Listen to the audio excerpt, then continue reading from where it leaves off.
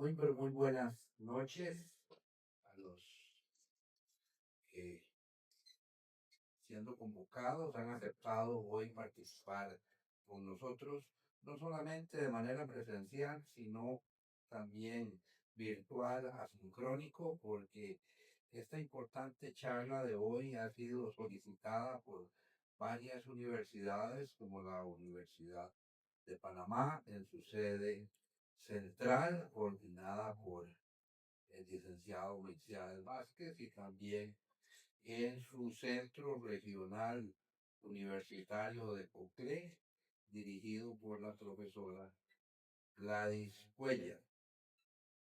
También la Unión de Agentes Aduaneros, Corredores de Aduana de Panamá, la UCAP, ha solicitado también que se remita la grabación de este evento, y vamos a hacerla llegar también a toda la, a todo el grupo conformado por 13 universidades que forman parte del acuerdo de cooperación que se firmó en el año 2022 precisamente en Panamá, y que ha sido acrecentado por la incorporación de universidades chilenas, de universidades mexicanas, y por ASARLA, que conforma alrededor de 40.000 especialistas en aduanas.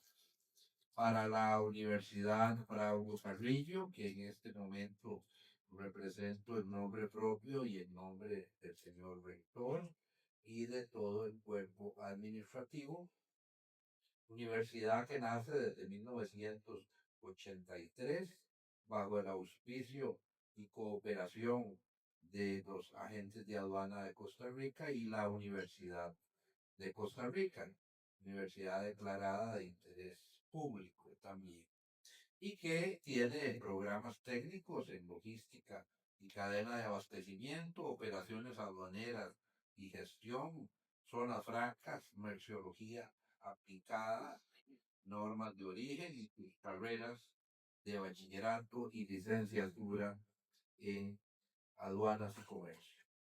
También carreras técnicas como técnico en ciberseguridad, inglés, técnico, talento humano, gestión financiera y contable, y muchas otras opciones para todos aquellos cercanos al comercio y las aduanas.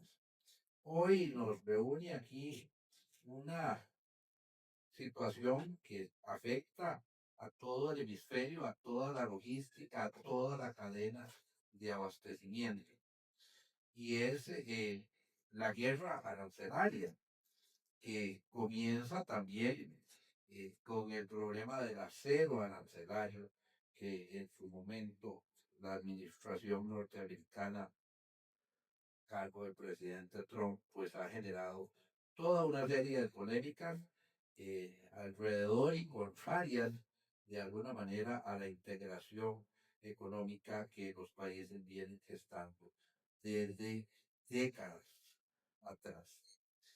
Hoy tenemos acá a un experto en este tema, un investigador acucioso que además eh, ha decantado en el mundo de la asesoría y en el mundo aduanero desde que era estudiante de la carrera de Administración Aduanera y Comercio Exterior de la Universidad de Costa Rica. Me refiero a Andrei Calderón Enríquez, quien es presidente y socio de la empresa Estratega, que tiene más de 20 años de experiencia, asesor, consultor y desarrollador de proyectos en comercio exterior, gestión aduanera, logística y geoestrategia comercial. Andrei, como les señalaba, es egresado y licenciado en Administración Aduanera y Comercio Exterior de la Universidad de Costa Rica, y cuenta con una especialidad en geopolítica y geoestrategia comercial. Es fundador del Círculo Jano, Centro de Pensamiento y Análisis Geoestratégico, y de la revista Estratega. Funge como asesor técnico y jefe de inteligencia comercial de la Cámara de Comercio Exterior de Costa Rica, CRECE, desde hace 17 años, de la Asociación Costarricense de Agentes de Carga, Consolidadores y Logística Internacional, ACAS. También es miembro senior de la práctica de comercio internacional, de aduanas y logística de alta batalla y se desempeña como miembro activo en varios foros como la UNGAEP, ANSHAN, ONAFAC y el Consejo Empresarial de la Alianza Pacífico Capítulo Costa Rica, de la cual también es su coordinador técnico.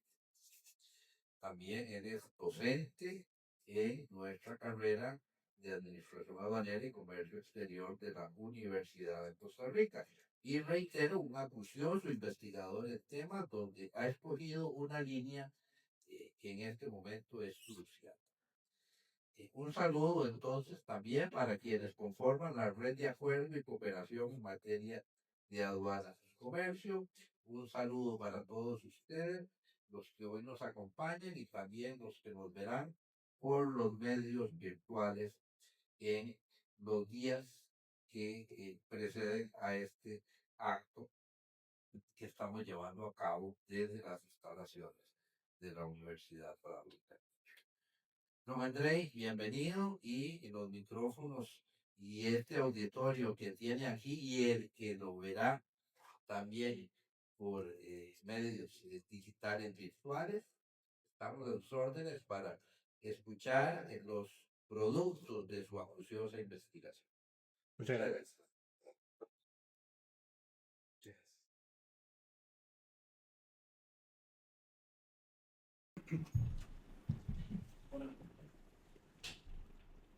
Muy buenas noches a todas y a todos. Para mí va a ser un placer el poder acompañarlos en esta velada de información. Un saludo cordial a todos los colegas, profesores y alumnos de Panamá, de México y el resto de la región que estarán pues escuchando en su momento esta plática, que espero que sirva para generar conocimiento y además pensamiento crítico, que creo yo que es vital para poder tener, digamos, un panorama más integral y certero con relación a las realidades que nosotros estamos viviendo.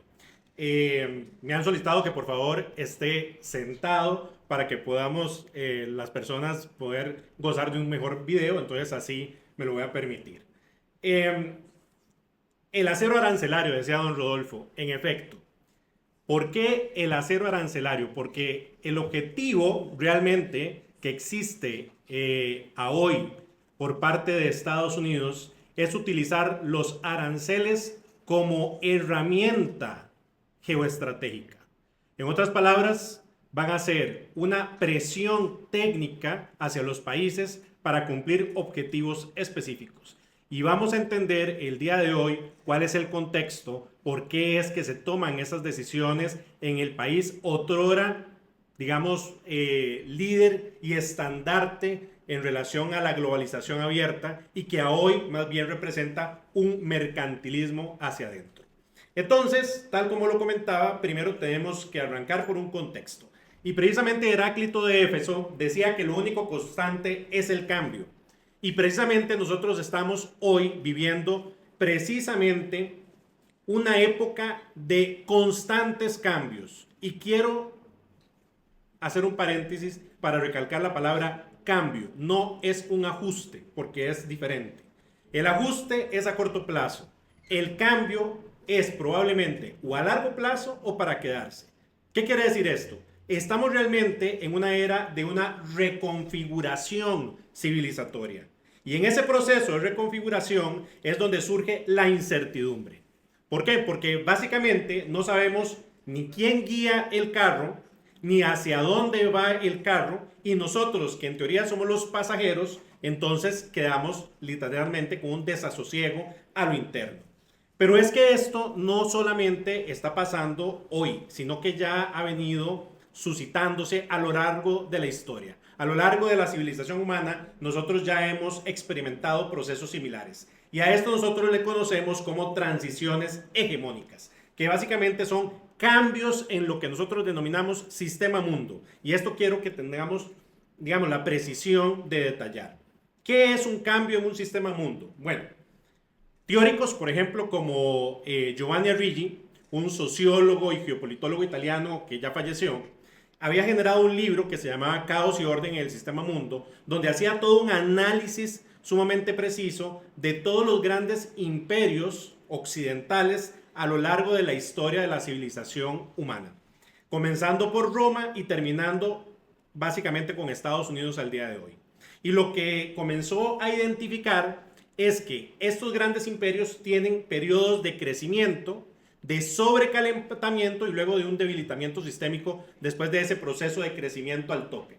En otras palabras, podemos decir que un imperio o un hegemón llega a un momento determinado en que crece tanto, en que ya no puede crecer más, topa con pared y comienza un proceso de implosión sistémica. Sus sistemas de recursos comienzan a recalentarse y no le queda de otro que comenzar a implosionar. Y en ese proceso de implosión comienza un debilitamiento que rápidamente los que le rodean comienzan a detectarlo. El mejor ejemplo es lo que pasó con Roma. Roma se extendió por todo el mundo conocido, llegando incluso hasta las Islas Británicas. Lo que pasa es que cuando ya llegó a un tope de crecimiento, ya no tenía territorios a los cuales saquear, ni recursos, por ejemplo, materiales, monetarios, etcétera, que utilizar para poder, digamos, sumar a sus arcas, y entonces comienza a tener que utilizar obviamente esos recursos que les quedaban, hasta un punto en que comienza poco a poco a reducirse.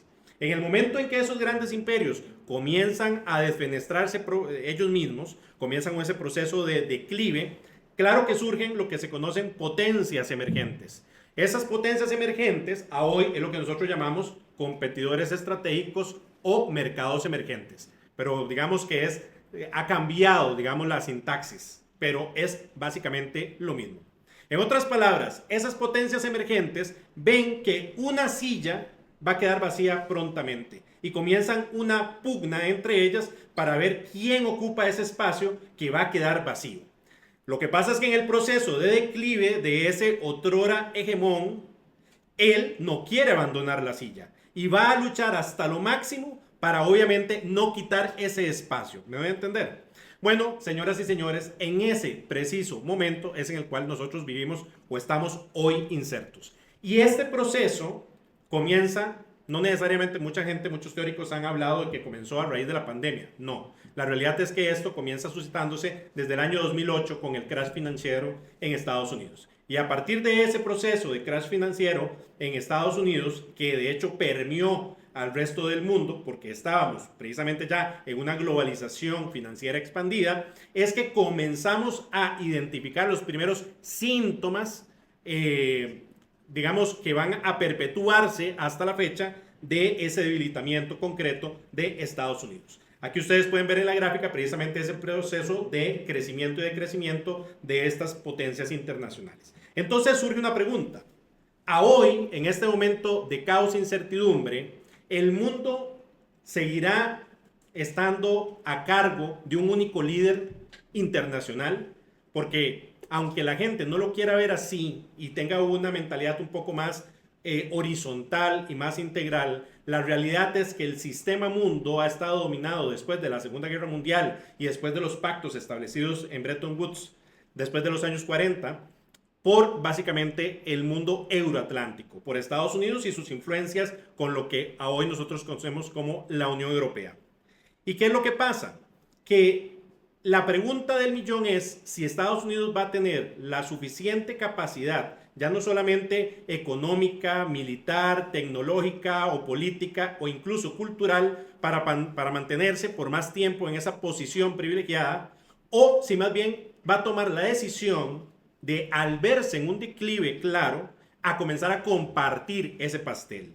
Y la pregunta sería, ¿quién va a compartir ese pastel? Los teóricos en geopolítica han definido que el mundo va a ser tripolar, o por lo menos multipolar. Yo podría ir un poquito más allá. Yo diría que el mundo será en los próximos 30 años tetrapolar. Básicamente estaría compuesto por una dominancia compartida entre Estados Unidos, China, Rusia e India. Y no lo estoy diciendo en orden, precisamente. Ustedes dirán, pero India todavía no tiene las capacidades. No, tal vez en este momento no, pero ustedes van a poder ver la curva de crecimiento, tanto económica como demográfica y técnica de India en los próximos 10 años y podremos ver que probablemente en 25 años sí ya estará compartiendo precisamente este podio de ganadores. Pero viene ahora otra pregunta derivada. La pregunta derivada es, ¿estará este grupo tetrapolar tratando de compartir el podio o querrá ser solamente nuevamente un sustituto al hegemón de turno? Bueno, probablemente no veremos un nuevo hegemón como Estados Unidos, como el Imperio Británico, como Roma en su momento, sino que probablemente veremos un mundo dividido en áreas de influencia. En otras palabras, vamos a tener grandes panregiones que van a estar dominadas probablemente por ciertos líderes concretos. De hecho, esta interrelación entre estas grandes potencias es lo que causa a hoy el proceso de incertidumbre que todos nosotros sentimos. Porque hay un sistema claro que está desapareciendo y hay otro que está siendo forzado a construirse, pero no está construido todavía. Ni siquiera ellos saben cómo denominarle a esta nueva fase a la cual nosotros estamos introduciéndonos. Entonces, claro está, como si los grandes líderes todavía no tienen claro cómo va a ser la estructura de ese nuevo sistema mundo, obviamente el resto de los actores, como nosotros, pues vamos a sentir ese desasosiego y esa incertidumbre mayor. Por ende, tenemos inmediatamente una reacción. Nosotros tendremos una responsabilidad concreta como ciudadanos, como empresarios, como asesores, como funcionarios de Estado, etcétera, etcétera, etcétera. Y es la de estar manteniéndonos informados porque estos cambios son altamente vertiginosos. Después de la pandemia, podríamos decir que el ciclo de cambio se catalizó, se aceleró. Y entonces, como ese proceso de cambio fue tan acelerado y no ha detenido su marcha, no hay ni siquiera tiempo suficiente para que el empresariado, para que el asesor, para que el jefe de gobierno genere una planificación. Por ejemplo, en los países latinoamericanos, que somos sumamente cortoplacistas, por lo general el proceso de planificación política, económica, no es a largo plazo, como por ejemplo una China que sí lo posee, ese sistema de planificación a largo plazo. Entonces ahora imagínense en un sistema cortoplacista que de repente comiencen a suscitarse estos cambios tan vertiginosos. Pues obviamente a todos los toman de sorpresa, ¿cierto? Entonces hay que tomar decisiones y para tomar decisiones tenemos que mantener una revisión constante de cuáles son los riesgos dentro de la matriz de riesgos que toda empresa, que todo país debería de estructurar y que hoy de hecho no es común que se desarrolle para poder mitigar el impacto si estos riesgos se llegan a concretar. Y de hecho así lo dijo el Foro Económico Mundial en enero de este año, que se reunieron como todos los años en Suiza, donde bajo el lema de colaboración para la era inteligente desarrollaron dos informes. Un informe de riesgos globales y luego una encuesta que se le hace llegar a las 200 principales empresas del mundo, las más grandes. Y se les pregunta a estas empresas, señoras y señores, 1. ¿Ustedes hacen mapeo de riesgos? ¿Sí o no? Si sí lo hacen, ¿cómo lo hacen? Y además de cómo lo hacen, díganos cuáles son los que ustedes consideran a corto plazo, a 2 años y a 10 años, cuáles son los principales riesgos de monitoreo. Y el resultado fue que estas empresas determinan que dentro de los principales riesgos de monitoreo está precisamente la confrontación geoeconómica entre potencias actuales y emergentes. De hecho, vean que es el tercer riesgo identificado. Entonces, todavía, obviamente, causa todavía más razón entender de por qué toda esta, dinámica que se ha suscitado a raíz de los aranceles. Porque precisamente esa confrontación geoeconómica era casi inevitable. De hecho, vean lo interesante, a estas 200 empresas también se les pregunta, bueno, señores, en los próximos 10 años, ¿ustedes creen que Estados Unidos va a seguir siendo el hegemón occidental, sí o no? Y resulta ser que solamente el 8% de los encuestados de las más grandes empresas del mundo, algunas estadounidenses, algunas con influencias incluso en el gobierno o los partidos centrales de Estados Unidos, dicen no. Nosotros creemos, solo el 8%, que Estados Unidos seguirá. pero más del 64% de las empresas consideran que el mundo va a ser un mundo multipolar. El 19% considera que esto va a ser compartido entre China y Estados Unidos. Y solamente el 9% piensa que va a haber otro hegemón sustituto a Estados Unidos, probablemente China. Entonces, si analizamos la visión y la perspectiva de mundo de estos grandes conglomerados empresariales, podemos tener claro que definitivamente el proceso de cambio se va a desarrollar. Entonces, hay una amenaza directa. Y si yo fuera a Estados Unidos y todo el mundo me dice, señores, créanme que ya el baile terminó y ustedes tienen que irse preparando, yo no voy a estar muy contento. Y en ese interín llega Donald Trump al poder. De hecho, él llega en el año 2016, que es un año clave, porque el año 2016 nosotros podemos identificarlo como el inicio del proceso de lo que hoy nosotros hemos llamado proceso activo de desglobalización. Año 2016, donde pasa un montón de cosas. No solamente llega Donald Trump en el primer periodo, sino que también se sale Reino Unido de la Unión Europea y procedemos con el Brexit. Y así una cantidad de eventos que uno podría pensar que es aislados o que son eventos aislados, pero que todos tienen que ver con algo. Y es un cambio en este sistema mundo que les estoy comentando. Aparte de ello, tenemos un Estados Unidos que se autopercibe que está perdiendo el juego. ¿Por qué? Porque tiene una inestabilidad política creciente y además también una inestabilidad económica concreta, que ahorita lo vamos a ver.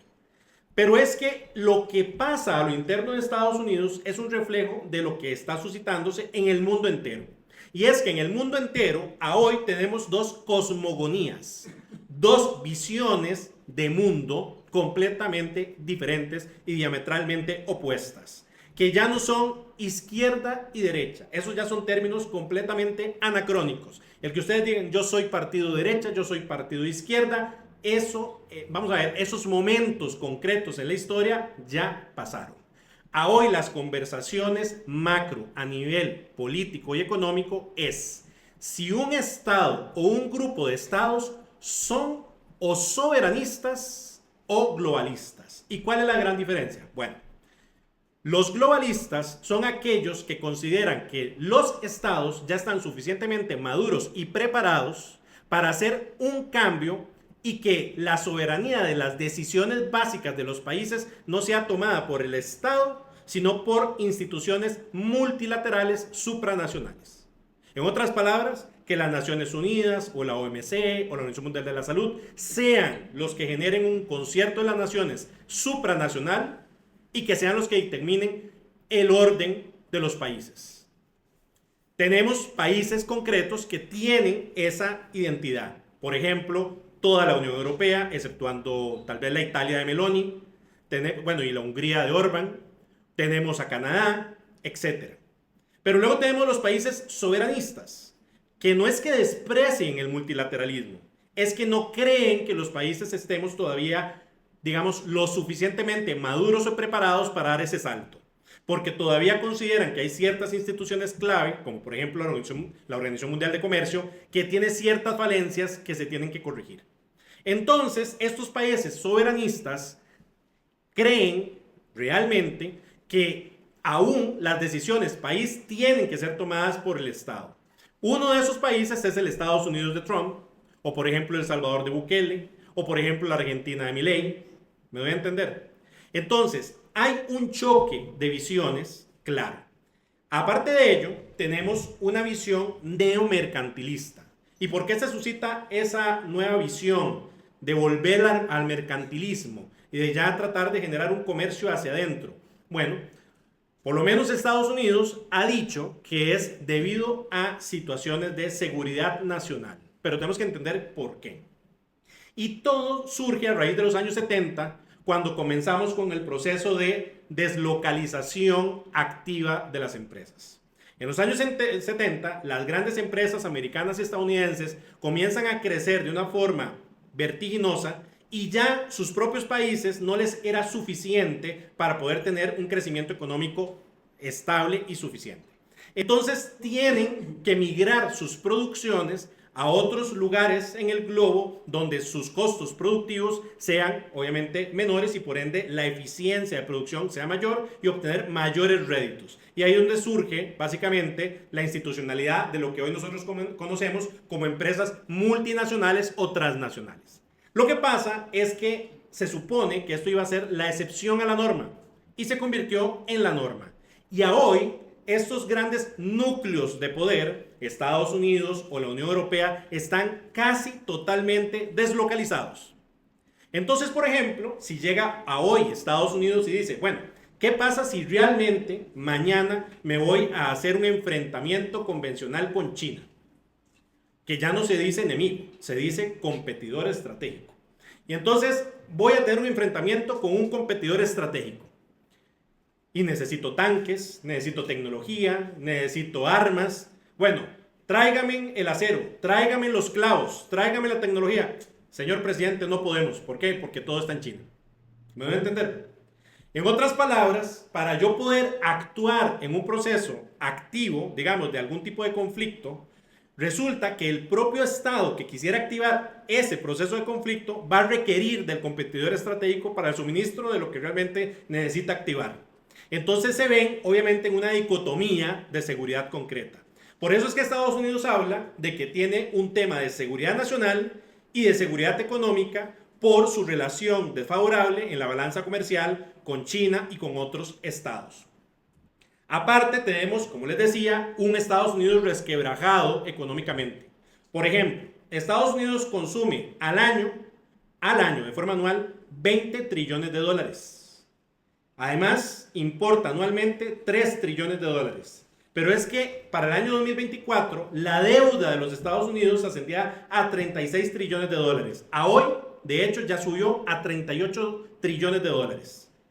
¿Qué quiere decir? Bueno, de hecho, Estados Unidos ya ha estado 5 veces casi en default, donde si no se ajustan las tasas porcentuales por la Fed, por ejemplo, y no pasa esa decisión en el Congreso, corren el riesgo de impago de la deuda. Y obviamente eso generaría un desequilibrio internacional y en las bolsas de valores a nivel internacional de una forma impresionante.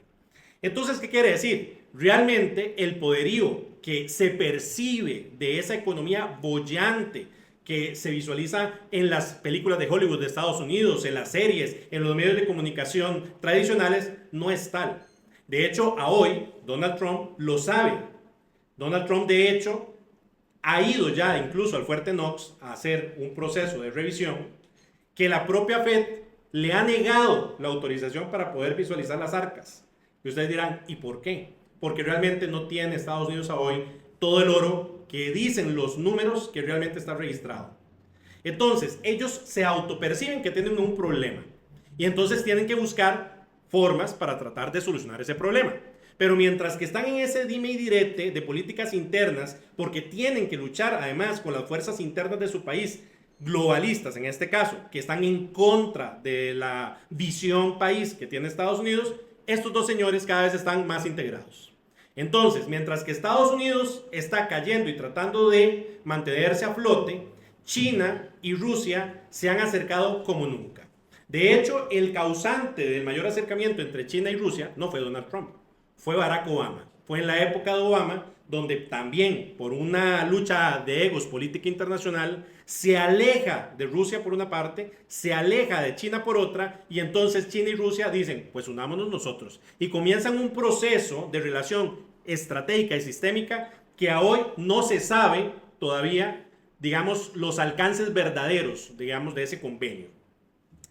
Entonces, los países que están en esta situación de convulsión requieren generar nuevamente lo que se llama su espacio vital.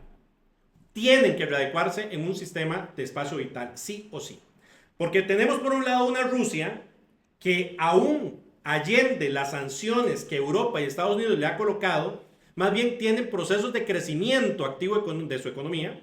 En otras palabras, le han dicho al mundo, al final me pusieron todas las sanciones y resulta ser que yo sigo estando a flote y mejor que nunca. De hecho, la popularidad de Putin, según lo que dice oficialmente el gobierno, que no necesariamente es lo real, es mayor que nunca, ¿cierto?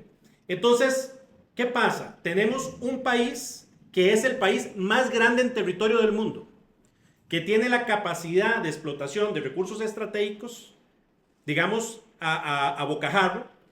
Tenemos por otra parte una China con 1.400 millones de habitantes, con el mayor número de billonarios del mundo per cápita, con también capacidades de explotación casi inagotables de bienes y recursos estratégicos, frente a un Estados Unidos completamente deslocalizado, desindustrializado, con una población enferma además por temas de psicotrópicos, etcétera, etcétera, etcétera, y en otras palabras, en decadencia. Entonces, lo primero que dice Trump es, ok, ya no me es suficiente mi territorio, ya no me es suficiente mis recursos, entonces voy a tener que salir afuera a buscar todo esto que me hace falta.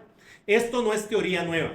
Como les digo, esto es teoría geopolítica básica. Ya a finales de 1800 y principios de 1900, el señor Mackinder había generado su propia estrategia o su propia teoría geopolítica, que era la teoría del Heartland, que básicamente dice lo siguiente: aquel que conquiste la isla del mundo, básicamente gobernará el mundo. ¿Y qué es la isla del mundo? Bueno, la isla del mundo, para ellos, en el principios de los años 20, era básicamente el continente asiático y el continente europeo sumado.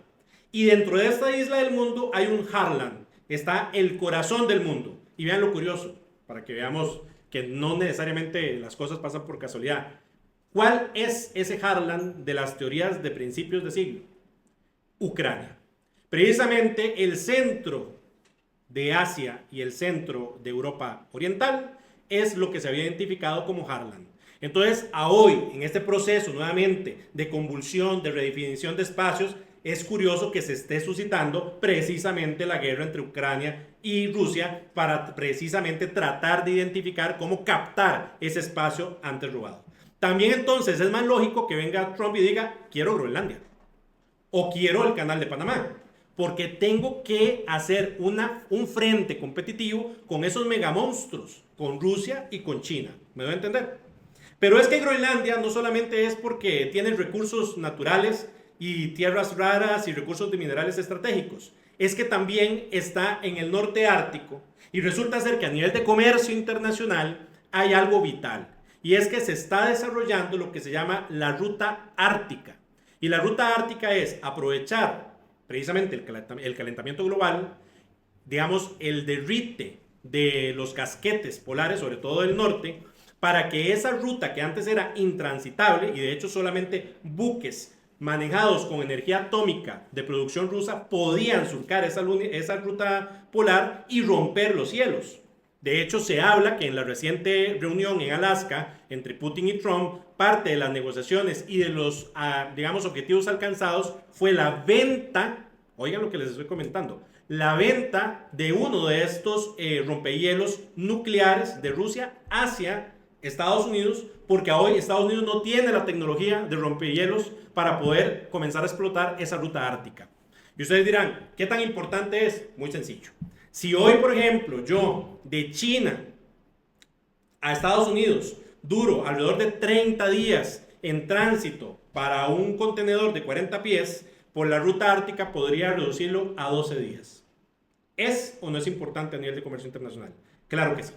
Bien, pero también entonces llama la atención lo que está pasando hoy en este momento con Venezuela. Y ustedes dirán, ¿y por qué fue que Donald Trump dijo de la noche a la mañana voy a solicitar $50 millones por la cabeza de Maduro y además voy a colocar los buques estratégicamente en el sur del Caribe? Bueno, obviamente tenemos toda la parte humanitaria, el tema dictatorial en Venezuela, todo lo que ustedes conocen y han escuchado. Pero es que no nos tenemos que olvidar que Venezuela es el país con mayores reservas de petróleo y de gas del mundo. Para que ustedes se den una idea, Venezuela, y aquí ustedes lo pueden ver en este mapa, tiene lo que se llama la falla petrolera del Orinoco, que es la mayor fuente de reservas a nivel mundial. Para que ustedes se den una idea de la dimensión de riqueza que está en los suelos de Venezuela, a hoy, con el ritmo de consumo interno de petróleo de Venezuela, más lo que exporta Venezuela, todavía tendría petróleo para 902 años. ¿Van a entender? Por eso es que cuando estaba Chávez decía y llegaba a hacer los acuerdos dentro del ALBA con Nicaragua o con el CARICOM, les decía, les doy petróleo por 200 años y sellaban los acuerdos. Claro, porque él sabía la riqueza de recursos naturales estratégicos que están en sus suelos. Debido a toda esta situación, entramos en la famosa guerra comercial, en la famosa trade war.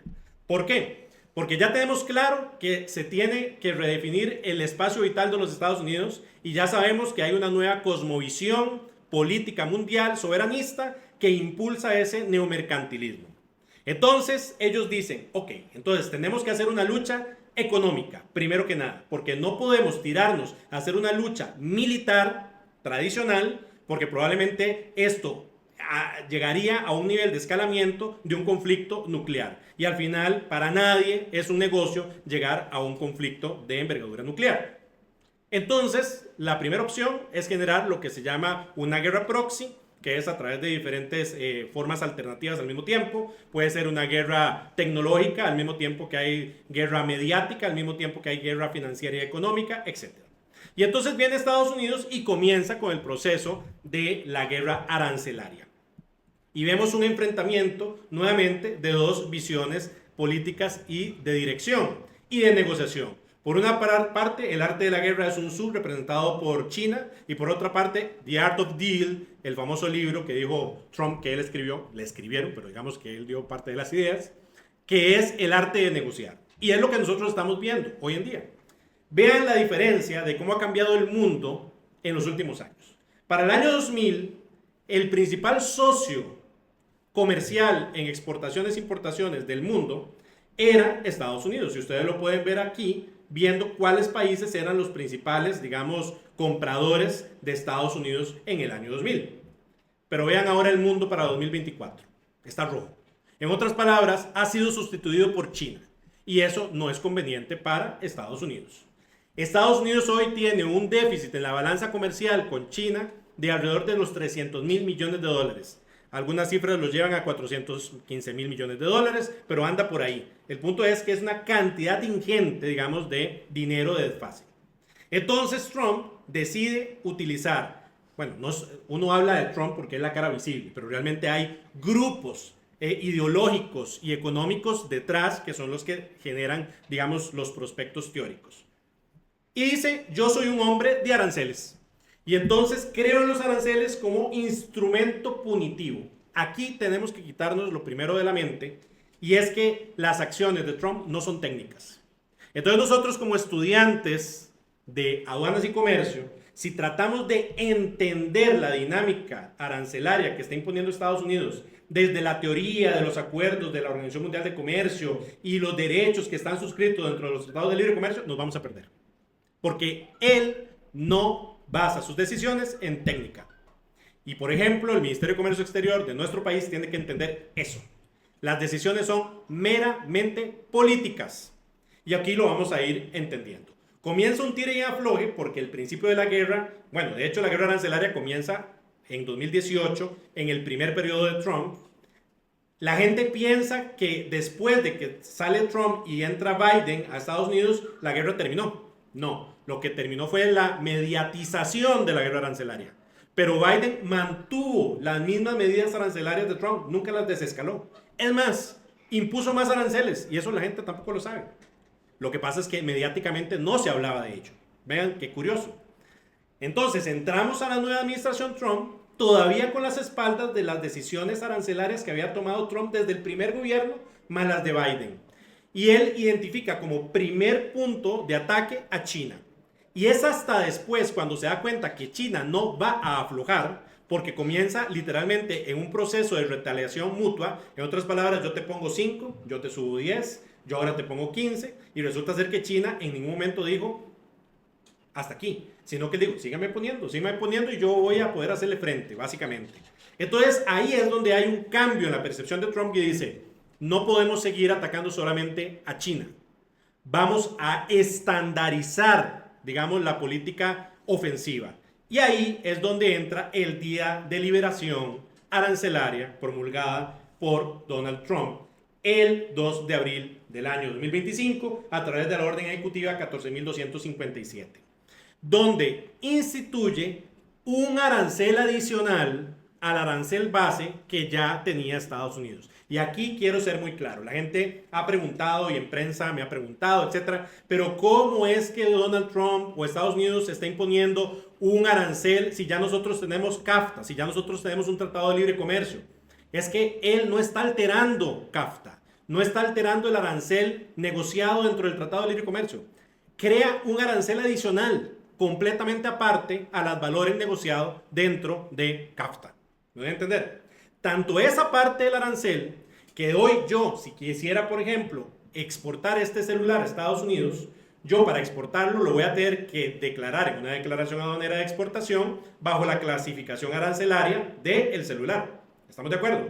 Y adicional, en la misma nómina de declaración, me va a aparecer un apartado para yo poder clasificarlo en el nuevo código arancelario, en el capítulo 99, que es el capítulo que propio, digamos, de Estados Unidos. Acordemos de que nuestro arancel nacional, digamos, homogenizado con la nomenclatura internacional del Sistema Armonizado de Designación y Codificación de Mercancías, dicta que el sistema arancelario tiene 97 capítulos, más el capítulo 98, 99, que los gobiernos pueden utilizar para fines o estadísticos o para emisión precisamente de políticas comerciales.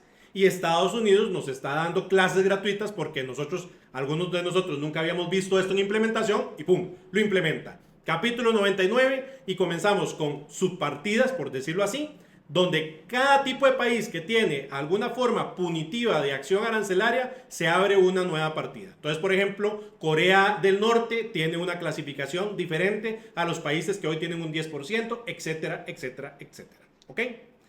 ¿Cuáles fueron los únicos países que en esa primera tanda arancelaria quedaron, digamos, exentos?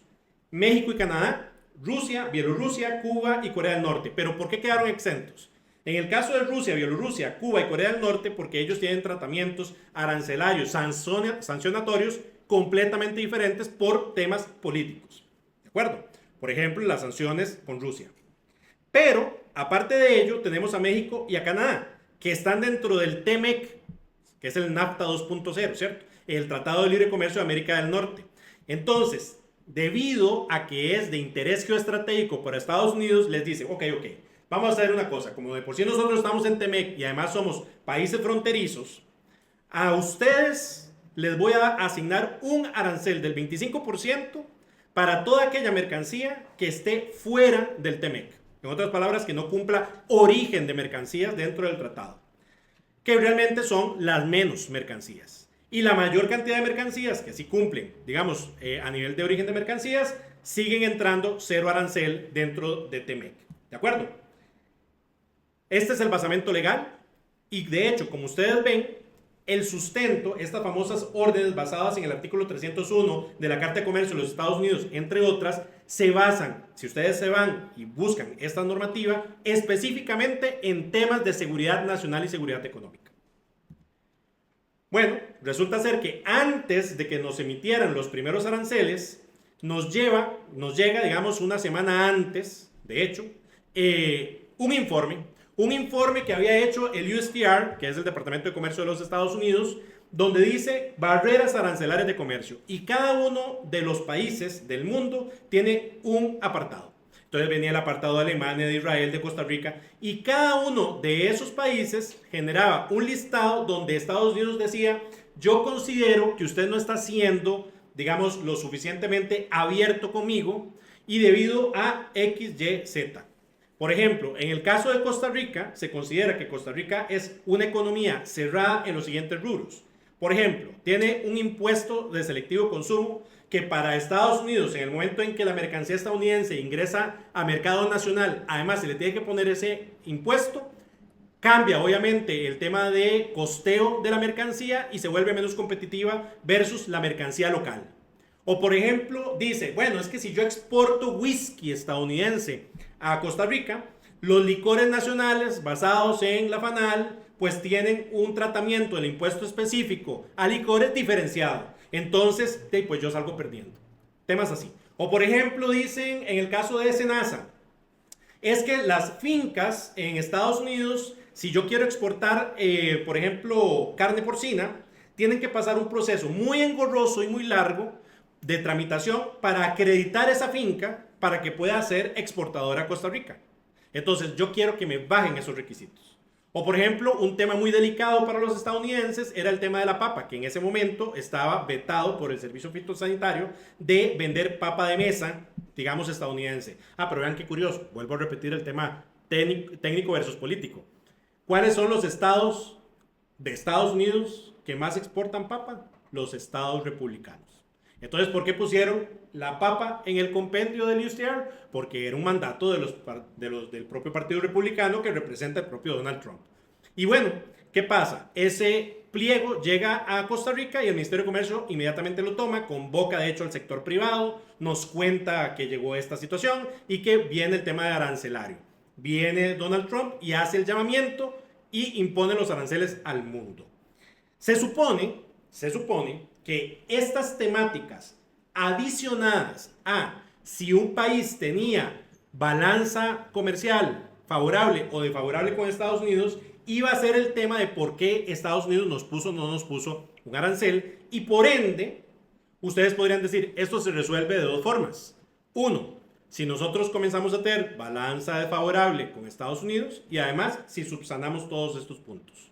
Ahora les voy a contestar que eso no es cierto. Y les voy a explicar por qué. Primero, la balanza favorable. Bueno, vean qué curioso. Nosotros históricamente nunca hemos tenido balanza favorable con Estados Unidos. Nosotros siempre hemos sido deficitarios con Estados Unidos, ¿ya? Hasta el año pasado. ¿Por qué? Y ahorita lo vamos a ver. Porque resulta ser que, y hoy les traigo de hecho las cifras de Procomer actualizadas, los dispositivos médicos, que la mayoría van para Estados Unidos, representan hoy el 48% de las exportaciones nacionales. 48% de las exportaciones nacionales. Por dicha están viniendo muchísimas empresas internacionales y entran a régimen de zona franca y tenemos una excelente exportación. Pero, dime, quedamos con balanza positiva. Y entonces ahora, por el único año que quedamos con balanza positiva, que tampoco es que fue muchísimo, ¿verdad? Nos están penando diciendo que tenemos una balanza desfavorable para Estados Unidos. Entonces ellos inventan esta fórmula. Que esta fórmula, aunque se ve muy extraña, realmente no tiene ninguna ciencia. Porque resulta ser que ellos crearon ese elemento del 0.25 por 4, donde ellos dicen, el 4 es la elasticidad. Nunca justificaron técnicamente por qué consideraron que 4 iba a ser la elasticidad. Y el 0.25 iba a ser un factor para que básicamente, si yo hiciera 0.25 por 4, me diera 1. Básicamente, fue por eso. Entonces, 1 por cualquier número va a dar el mismo número. Entonces, básicamente, la fórmula, realmente, ¿cuál es? Exportaciones menos importaciones entre importaciones. Pusieron ese rubro como para que se viera más caché, pero realmente no suma ni resta. ¿Ok? Entonces, por ejemplo, la Unión Europea tuvo un tratamiento como este, donde después de haber hecho, digamos, la sustitución de la fórmula, resulta ser que se determinaba que básicamente había un porcentaje no a favor en el comercio de Estados Unidos de un 39%. Entonces, esos porcentajes todavía sonaban muy altos. Por ejemplo, habían países que con esa, digamos, delimitación de fórmula llegaban incluso a superar el 80%. Entonces dijo Trump, no, me suena muy alto, inventemos algo. Y entonces dijo, voy a inventarme un factor, 2%. Así como se lo estoy diciendo, así es, ¿ya? Vamos a tomar un factor que es lo que yo voy a llamar factor benevolente. Y es de un 2%. Entonces, yo divido el 39 entre 2 y me queda 19.5. Eso sí, lo voy a redondear y queda ahora 20%. Y así fueron asignando arancel por arancel. Lo que pasa es que habían países que no tenían balanza desfavorable. Y aún así, quedó con arancel. ¿Me doy a entender? Ahorita les voy a explicar. Por ejemplo, en esa primera tirada, Costa Rica quedó con un 17%. Pero hubo países, por ejemplo, como Lesoto, que llegaron a un 50%. Pero, por ejemplo, Australia, que más bien tenía balanza desfavorable, en otras palabras, Estados Unidos tenía balanza positiva, aún así se le asignó un 10. Entonces ustedes dirán, entonces, ¿cuál era realmente la razón detrás? Vean, a pesar de que ellos se vean como que no manejan bien las reglas de comercio, las dominan al dedillo. Ellos sabían que si generaban una normativa o un impuesto parejo para todos los socios comerciales, iban a entrar dentro de las reglas de la Organización Mundial de Comercio de generar, digamos, homogeneidad con respecto a todos mis socios comerciales. ¿Ya? para que haya un tratamiento de nación más favorecida. Si yo no lo aplicaba para todos los países, ahí ya comenzaba con distorsiones. Entonces, por eso es que aplicó por parejo. Muy bien. ¿Qué pasa? Se suponía que ese arancel tenía que entrar el 5 de abril. No entró, ni tampoco el 9 de abril, que iban a entrar los aranceles más elevados. Y entonces quedamos en un proceso, digamos, de suspensión que ahorita les comento. Antes de eso, quiero aclarar que al día de hoy todavía existen excepciones dentro del tema arancelario. ¿Cuáles son esas excepciones? Primero, todo lo que tiene que ver con elementos de comunicación, por ejemplo, postales, donaciones, material informativo, publicaciones, películas, carteles, todo eso queda exonerado. También el acero y el aluminio, porque eso ya tenían una orden ejecutiva especializada concreta. También el tema de automóviles y autopartes, porque eso también tiene una orden ejecutiva especializada y concreta. Y otros productos como cobre, productos farmacéuticos, semiconductores, artículos de madera, ciertos minerales críticos, que no tienen orden todavía, pero hay un proceso de investigación activa por el USTR, por cada una de estas categorías, y en cualquier momento podría abrirse una nueva orden ejecutiva con aranceles más elevados. También tenemos, bueno, ¿se acuerdan lo que les comenté del capítulo 99 y las clasificaciones? Así es como se visualiza. Por ejemplo, si yo entro a el arancel de Estados Unidos a hoy, puedo ver estas categorizaciones y yo puedo entonces entender cuál es el, digamos, el código concreto que tengo que clasificar para el tema de la declaración. Ahora, entramos a una suspensión de 90 días porque hubo muchas quejas de todos los países y entonces en ese proceso de suspensión se toman las siguientes decisiones. 1. Bajo todos los aranceles altísimos que había puesto de 50, 48%, etcétera, los bajo todos a 10 y al único que le mantengo un arancel punitivo es a China, obviamente por todo lo que ya hemos relatado. Ese arancel llegó a llegar a 145% y China no se quedó atrás, le colocó un 125% a productos estadounidenses. Entonces eso se mantuvo hasta julio de este año, ¿ok? Para que todos ustedes vean los efectos diferenciados. En ese momento, nosotros quedamos con un 10%. Entonces, se hicieron discusiones de, bueno, ¿y esto cómo afecta a Costa Rica? Entonces comenzamos a ver los otros países competencia para ver si nos afectaba o no nos afectaba. Por ejemplo, Colombia, en cuanto a las exportaciones de flores o de café, también había quedado con un 10. El Salvador también con un 10. Ecuador con un 10. Perfecto. En teoría, si ya ahora el piso, ¿verdad?, iba a ser, o el minimis, iba a ser del 10%, básicamente todo el mundo se iba a aumentar en un 10% a nivel arancelario y el que realmente iba a ser afectado era el consumidor estadounidense. Hasta llegar al 1 de julio, donde esta suspensión termina y surge una nueva orden ejecutiva. Básicamente, esta es, digamos, la cronología de esos procesos de alza y subida de estos aranceles. Llegamos al 31 de julio y se emite la orden 14.326. Y en esa orden se determina en su inciso B lo siguiente.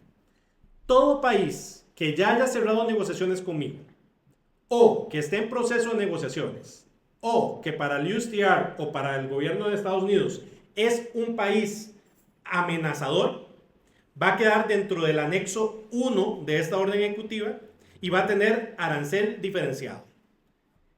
Todo el resto de países que no estén en el anexo 1 quedan con el arancel 10 base. Pero resulta ser que Costa Rica ya había comenzado con negociaciones. Entonces, como nosotros estamos en negociaciones, entramos dentro del anexo 1. Y la clave del anexo 1 es que todos los países, lo mínimo que iban a tener de arancel en el anexo 1 era 15%. Entonces nosotros que teníamos un 10, subimos a un 15%.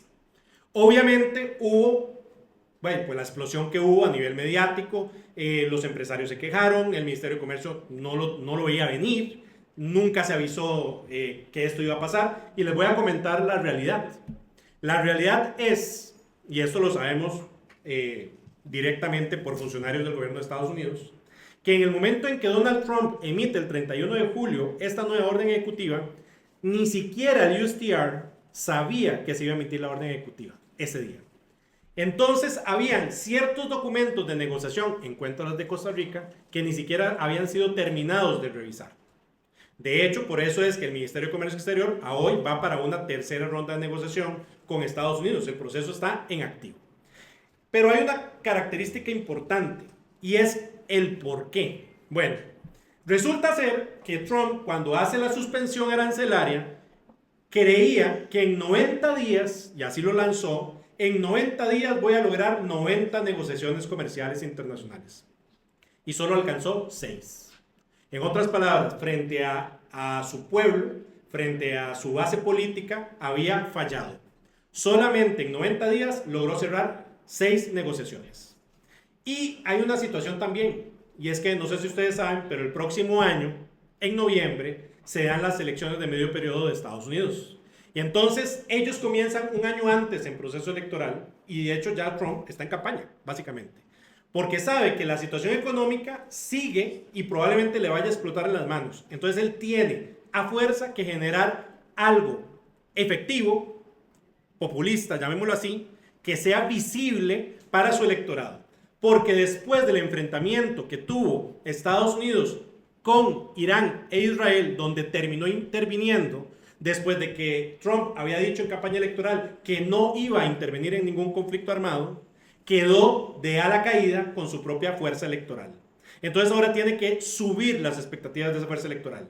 Entonces básicamente dice, muy bien, a los países que no han cerrado negociaciones, les voy a decir, a ustedes les pongo un 15 y ciérrenme rápido esas negociaciones. Si no me las cierran, quedarán con un 15. Si las cierran, puede hacer que tengamos escenarios más favorables. Entonces se estima que para octubre de este año, Trump busque una nueva ola, digamos, de cierre de negociaciones y que ojalá estemos dentro nosotros. ¿Por qué? Porque resulta ser que ya ha tenido varias varias negociaciones efectivas. Por ejemplo, dentro de esas negociaciones efectivas ya se cerró con la Unión Europea, ya se cerró con Corea del Sur, ya se cerró con Vietnam, ya se cerró con Reino Unido, pero vamos a ver una característica y es que todas las negociaciones han sido diferentes. En otras palabras, no hay un único esquema de resultado de negociación. De hecho, vean lo interesante. En Reino Unido, que cerró el 8 de mayo, los aranceles reducidos fueron del 25%, que así había quedado Reino Unido, a solamente un 10%. Pero con compromisos de compra. Entonces le dice el Reino Unido, ok, yo le voy a bajar a usted el arancel del 25 al 10, pero me tiene que comprar tanto de tales categorías de productos. O por ejemplo, como cerró con la Unión Europea. Ustedes saben cómo cerró con la Unión Europea. Les digo, les bajo del 35% a un 15%. Pero durante 4 años ustedes se van a garantizar que me van a hacer compras por un monto de 600.000 millones de dólares. Y la Unión Europea aceptó. Claro, porque él necesita llegar a el Tesoro de los Estados Unidos y decirles, vean qué bien lo estoy haciendo. Estoy cerrando negociaciones de 600.000, 400.000 millones de dólares que cada vez van bajando más el techo de deuda. ¿Me voy a entender? Entonces, no podemos pensar de que una negociación va a ser igual. No podemos esperar de que vamos a cerrar igual que Reino Unido.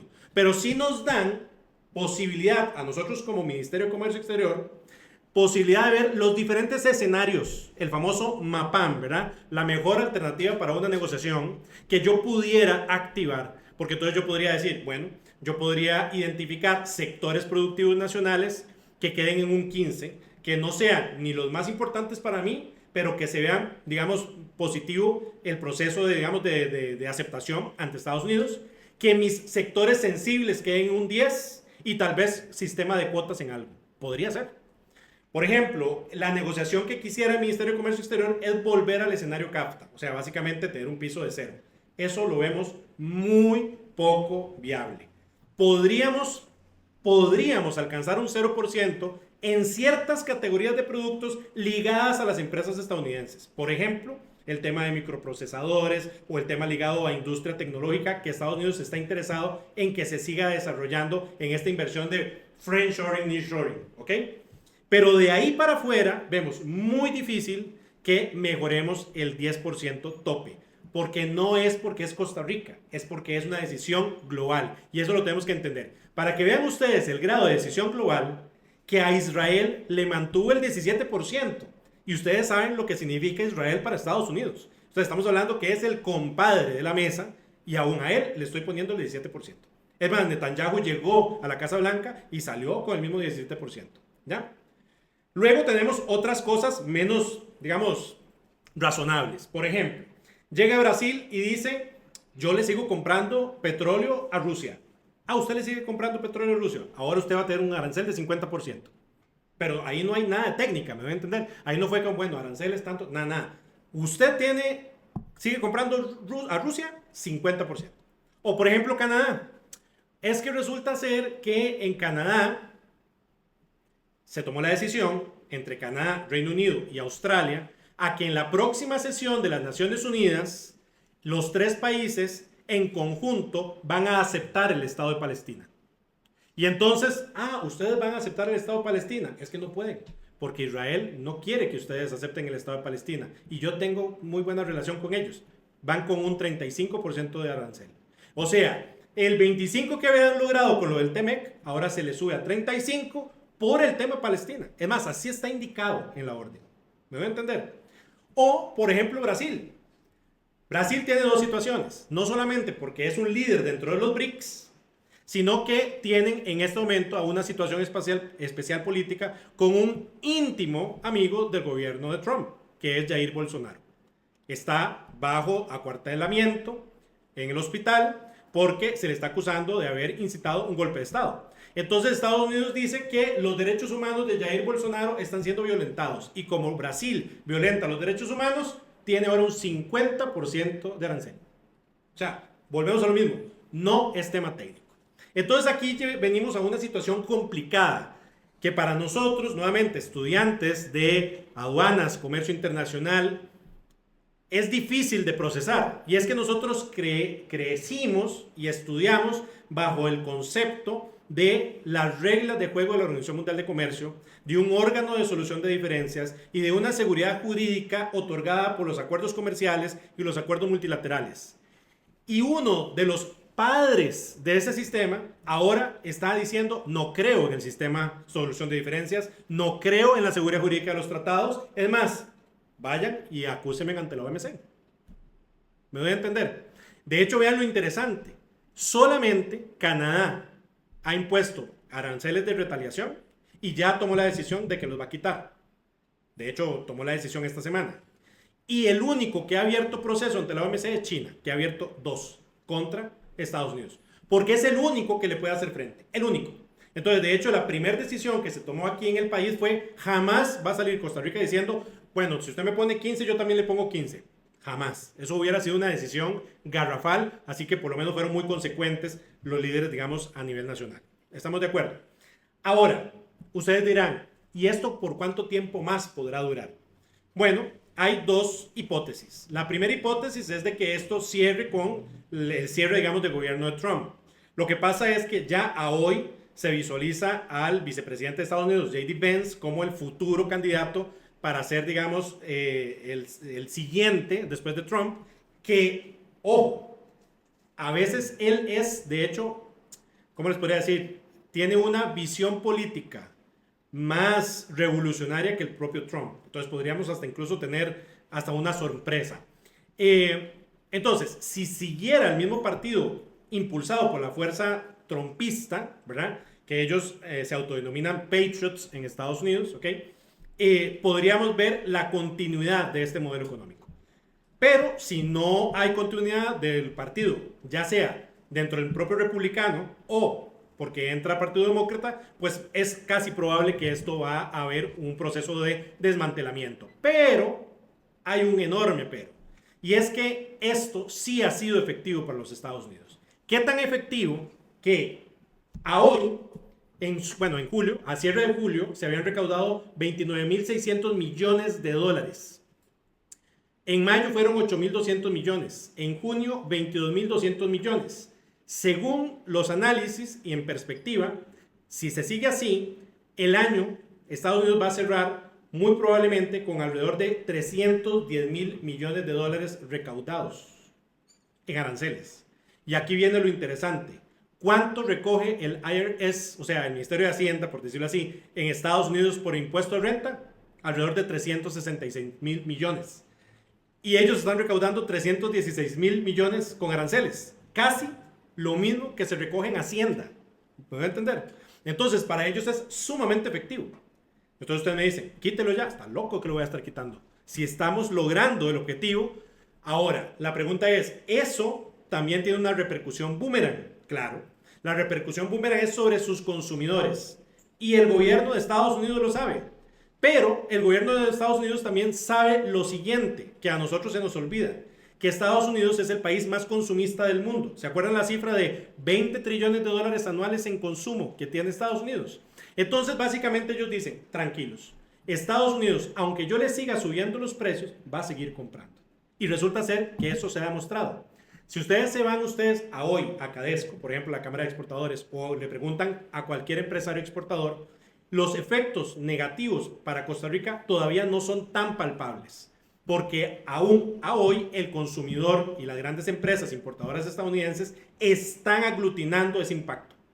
Lo que pasa es que en algún momento determinado, si esto dura mucho tiempo, por ejemplo, un año y medio más, probablemente se tenga que trasladar ese impacto, ahora sí, a los precios finales de consumidor, y ahí veremos, ahora sí, cómo responde la ciudadanía. Va a tener dos respuestas. Si tiene una respuesta negativa es porque el gobierno de Estados Unidos no le ha cumplido en otros rubros y se siente desalentado. O sea, siente una ingobernabilidad palpable. Pero resulta que al mismo tiempo el gobierno de Trump está tomando ciertas decisiones interesantes. Una de esas decisiones es que si sí llegan a los 316 mil millones de dólares en diciembre de este año, va a generar un bono de ayuda a todo el ciudadano estadounidense de alrededor de $2,000 mensuales. De esos 316 mil millones. Entonces, claro, yo soy ciudadano estadounidense y me dice, ya que sigan con los aranceles. Y vean que el impacto, es que esto es muy interesante, esto ya pasó. En la anterior administración Trump, cuando se dio la famosa crisis de los contenedores, que realmente fue la disrupción de la cadena logística por el tema de la pandemia, hubo una situación que a veces que la gente pasó por alto. Y es que uno de los conflictos fue que el puerto de Los Ángeles se colapsó. Pero la gente pensaba que era que se estaba colapsando solamente porque los contenedores vacíos llegaban al puerto y como no podían salir llenos, era muy caro para las navieras sacarlos. Eso es real. Pero es que también no explicaban por qué no se movían esos contenedores. Y era porque no habían transportistas locales, porque casi que todos los transportistas que movían contenedores en Los Ángeles habían renunciado. ¿Y por qué habían renunciado? Por el bono de Trump, que ya los había ejecutado, pero en ese momento era por pandemia. Les había dado un bono que entraba entre $1,400 y $2,400 y el transportista decía, ¿qué me voy a quedar yo de transportista? Me quedo con el bono. ¿Me voy a entender? Entonces, ese tipo de disrupción local, si nosotros no lo tenemos claro, perdemos el contexto y nos perdemos. Entonces es muy, muy, muy interesante. Reacciones a esta subida arancelaria han pasado muchas. Por ejemplo, inmediatamente, cuando llega, por ejemplo, India y le dicen, usted va a tener 50%, entonces ellos dicen, tenemos que comenzar a tratar de generar un solo bloque, digamos, entre nosotros para tratar de apoyarnos. Entonces ya, de hecho, el primer ministro de la India, Modi, ya concretó una cita que va a tener en septiembre, de hecho, para los 80 años de la guerra china-japonesa. Va a haber un gran desfile armamentista en China y va a tener una reunión Modi con Xi Jinping. Aparte, se dio la cumbre de Putin con Trump. Aparte, también Modi va a visitar a Vladimir Putin. E inmediatamente Lula dijo, activemos mecanismo de BRICS. Tenemos que hacer algo para tratar de, en bloque, disminuir el efecto arancelario. También otros efectos interesantes. Bueno, a una semana, de hecho, del anuncio arancelario, pasa esto. Trump anuncia aranceles del 100% a chips y semiconductores. ¿Pero por qué? Porque ese día tenía a Apple sentado en la mesa diciendo que iba a hacer una inversión en los próximos 4 años por $600 mil millones. Entonces vayamos sumando. 600 mil millones de la Unión Europea, más alrededor de 400 mil millones que logró de Corea del Sur, más alrededor de 100 mil millones de dólares que obtuvo del Reino Unido, más 600 mil millones de dólares de Apple, ¿me voy a entender? Más los 315 mil millones que está obteniendo de aranceles. Entonces realmente está funcionando. Ahora, ¿qué pasa? Tiene ahí sentado Apple por una razón. Resulta ser que Trump dice, ustedes tienen muchas empresas ya localizadas en India, en China. No me gusta eso. Ustedes deberían de comenzar a invertir aquí de nuevo en Estados Unidos. Es más, yo creo que ustedes no pagan muchos impuestos. Voy a hacerles una auditoría. Bueno, voy a abrir una planta ya en Estados Unidos y voy a invertir 600 mil millones en 4 años. ¿Me voy a entender? Esa es la forma de negociación muy al estilo casino de Las Vegas, porque él de hecho es un excelente jugador de póker. Es ese art of the deal, ¿verdad? De me siento con el fuerte y aplasto al débil. Así está escrito, de hecho, en el libro, ¿no? Ok, pero también es muy blofeador como todo jugador de póker. Entonces, no se logra, digamos, tener una lectura clara. A veces lo que dice puede ser bluff o a veces puede hacer que sea cierto. Un ejemplo es esto de los microprocesadores. Dice, como yo tengo a Apple ahora sentado, voy a anunciar un arancel del 100% para que no venga competencia de Apple. No se ve prudente ni lógico que lo active, entonces probablemente sí vaya a emitir una orden ejecutiva, pero no tan punitiva como esta. O lo último, que de hecho pasó ahora el 22 de agosto, donde dice, me complace anunciar que estamos llevando a cabo una importante investigación arancelaria sobre los muebles que entran en los Estados Unidos. En los próximos 50 días esa investigación habrá concluido y los muebles procedentes de otros países que entren en los Estados Unidos estarán sujetos a un arancel cuya tasa vamos a determinar. Bueno, otro tema que ha pasado de largo de toda la gente es que mientras que están en la batalla arancelaria, la gente se olvida de investigar o revisar otras cosas que se están activando al unísono. Y uno de esos elementos es que se impusieron ya barreras punitivas, no son arancelarias, sino que vendrían siendo como tarifas portuarias, por decir así, o sea, impuestos específicos internos, por decirlo así, a barcos construidos en China o que sus dueños sean chinos. Esta norma surge porque lanzó una investigación el USTR bajo la regla 301. ¿Por qué? Porque resulta ser que ellos consideran que han ido perdiendo dominio naval. Claro. De hecho, vean lo interesante. A nivel geopolítico existen dos tipos de potencia. Lo que se llaman las talasocracias, que básicamente dependen del mar, y las telurocracias, que dependen de la tierra. Por lo general, Europa siempre ha sido telúrico y Estados Unidos y Reino Unido siempre han sido del mar. De hecho, las grandes flotas mercantes comerciales, tanto de Estados Unidos como el Reino Unido, fueron los que permitieron su crecimiento. Pero lo que pasa es que a través de esta investigación que surgió en marzo de 2024 bajo la administración Biden, no bajo Trump, ¿ok? Llegan a la conclusión que las acciones industriales navales chinas son injustas y discriminatorias, restringen y distorsionan el comercio, desplazan a empresas extranjeras, generan riesgos a la seguridad económica, etc. ¿Y por qué? Muy sencillo. En 1975 los astilleros estadounidenses construían 70 buques al año. Hoy solo 5. ¿Ok? Menos del 1% de lo que es la producción mundial de barcos. China abarca el 95% en fabricación de contenedores, 86% de chasis intermodales y controla más del 19% de la flota comercial mundial. Y además de los 200 puertos más importantes del mundo, China es dueño o copartícipe en algún tipo de alianza pública-privada de 150 de esos 200. Por ejemplo, el puerto del Pireo en Grecia, que es uno de los puertos más importantes del Mediterráneo, es chino. De los 2 puertos que tiene Israel, uno es chino.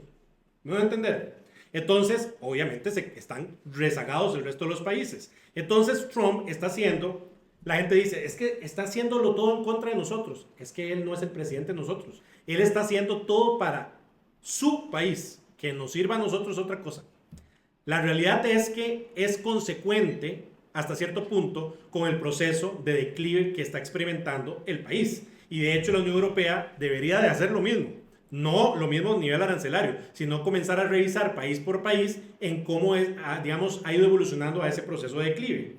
Lo que pasa es que esto sí tenemos que mapearlo, sobre todo todos nosotros que estamos en tema de comercio internacional, porque nuestros clientes o los exportadores o los importadores se van a ver afectados de una u otra forma. Porque resulta ser que la medida dice lo siguiente, a hoy está en activo, ¿ok?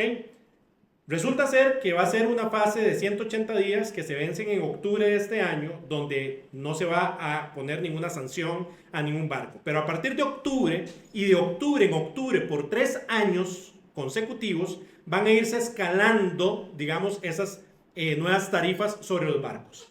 Entonces, vean lo interesante. Primera fase, tarifas para propietarios y operadores de buques de China basadas en el tonelaje neto, que va a comenzar a $50 por tonelada neta. ¿Cuántas toneladas netas le caben a un barco post-Panamax? Cobren ahora, piensen, estamos hablando de millones de dólares, ¿ya? Bueno, dice que en el año 2028, entonces esas 50 dólares por tonelada neta van a subir a 140 dólares por tonelada neta, 2028. Segunda fase, tarifas a los operadores de buques construidos en China, ya no es que sean dueños, sino construidos. Entonces ahí tenemos un problema mayor, porque resulta ser que Japón y Corea del Sur construyen también sus barcos en los astilleros chinos. Entonces ya no es solamente Costco, ¿no debe entender? Es más, incluso ciertos barcos europeos también se construyen en China. Entonces, a esos barcos que se logre dar la trazabilidad que están construidos en astilleros chinos, vamos a tener lo siguiente. A partir del 17 de abril de 2025, una tarifa de cero. A partir del 14 de octubre de 2025, una tarifa de 125 dólares, perdón, 120 dólares por contenedor. Por contenedor.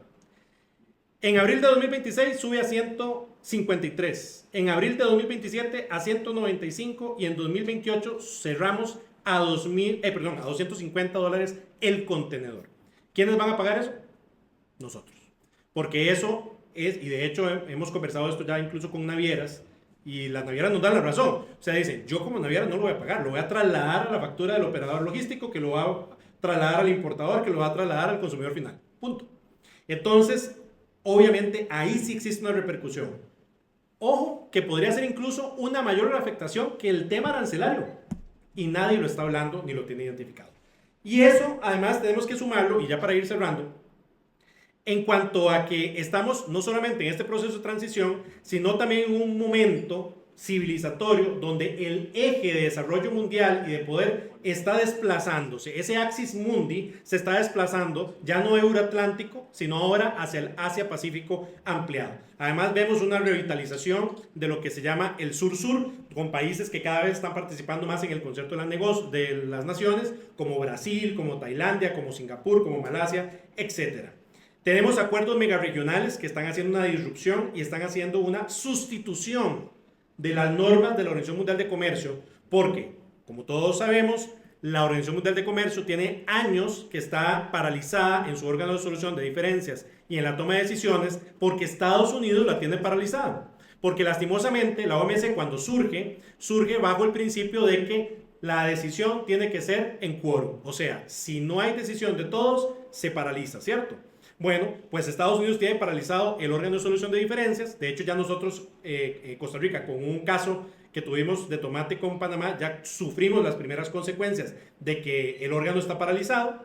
Y entonces se tienen que buscar nuevas alternativas. Los países dicen, yo no me puedo esperar a la OMC a que reestructure su organigrama o su sistema interno. Entonces necesito bloques regionales para que dentro de los bloques regionales se generen medidas alternativas más beneficiosas. El ejemplo, el CPTPP, que por cierto Costa Rica está en proceso de negociación activa para poder ser miembro pleno. Tenemos el Regional Comprehensive Economic Partnership, que es el RCEP, que es el mayor acuerdo a hoy regional del mundo. La gente piensa que es el CPTPP, pero no, es el RCEP. Si no saben cuál es, básicamente reúne en el mismo bloque a los 10 países de la ASEAN, a Australia, Nueva Zelanda, Corea del Sur, Japón y China. El único que no está sentado es la India. Porque precisamente en su momento Reino Unido y Estados Unidos le hablaron en la oreja a India, debido a su pasado colonial también, para evitar que entrara en el grupo y que el área de influencia que tiene China viera amenazada al área de influencia propia de India. Luego tenemos otras organizaciones de bloque político o foro político, como por ejemplo la Organización de Cooperación de Shanghái, que de hecho se va a reunir ahora el 31 de agosto en China. Y en este foro político, que viene tratando de ser un contrarreste a lo que es la OTAN, por ejemplo, en la Unión Europea junto con Estados Unidos, tenemos países sumamente interesantes: China, India, Kazajistán, Kirguistán, Pakistán, Rusia, Tayikistán, etc. Y no podemos dejar de lado los BRICS. Recientemente tuvieron la última reunión multilateral en Brasil, pero es que tenemos que tener claro que los BRICS han dado un salto enorme a nivel de desarrollo mundial. Primero, vean las características que están dentro de los países miembros y asociados.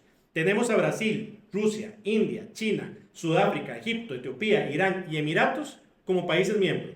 Pero también tenemos como asociados, casi miembro, con posibilidades de ser miembro, a Bielorrusia, Bolivia, Cuba, Indonesia, Kazajistán, Malasia, Nigeria, Tailandia, Turquía, Uganda, Uzbekistán y Vietnam.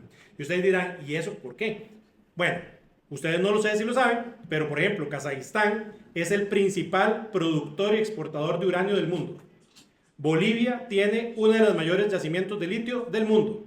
Indonesia es el país con mayor población musulmana del mundo. Entonces tenemos entre todos unas características sumamente interesantes que hacen que el bloque obviamente genere una amenaza, digamos, a los líderes activos a hoy. De hecho, ya en el 2022 la curva de crecimiento económico la traspasó los BRICS sobre el G7. Históricamente G7 habían sido los países más grandes y poderosos del mundo. Ya en 2022 la curva fue traspasada por los países BRICS. Además, que dentro de ellos están 6 de los 9 mayores productores de petróleo del mundo. Esto, junto con retos transformadores como las disrupciones de las cadenas de suministro o de valor a nivel internacional, estamos expuestos a conflictos geopolíticos que pueden hacer que estos puntos estratégicos, que en geopolítica nosotros llamamos hot points o puntos de choque también, choke points, que son los estrechos por los cuales pasa el comercio mundial, pueden verse cerrados o afectados por estos conflictos. Acordemos que el 80% del comercio mundial se mueve de forma marítima. Bueno, pues resulta ser que de ese 80%, el 80% pasa por estos estrechos estratégicos. Así que un conflicto, por ejemplo, como lo que está pasando en Medio Oriente, claro que nos puede afectar de una forma u otra. O también estamos expuestos a los cambios climáticos, como lo que pasó con Panamá. Acordemos que sufrimos porque el lago Gatún de Panamá, que es el que suministra el agua para el canal, se secó. Y ahí no es que el gobierno quiso o no quiso, no, simplemente hubo un sobrecalentamiento, el terreno se drenó y se secó el agua.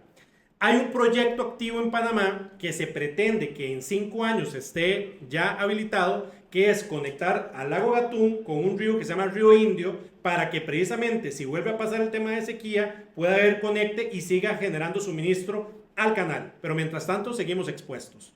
Ahora, imagínense que es, por ejemplo, un estrecho, como por ejemplo que en el Mar Rojo o en el Canal de Suez se bloquee y al mismo tiempo tengamos el Canal de Panamá seco, con caldera como está aquí.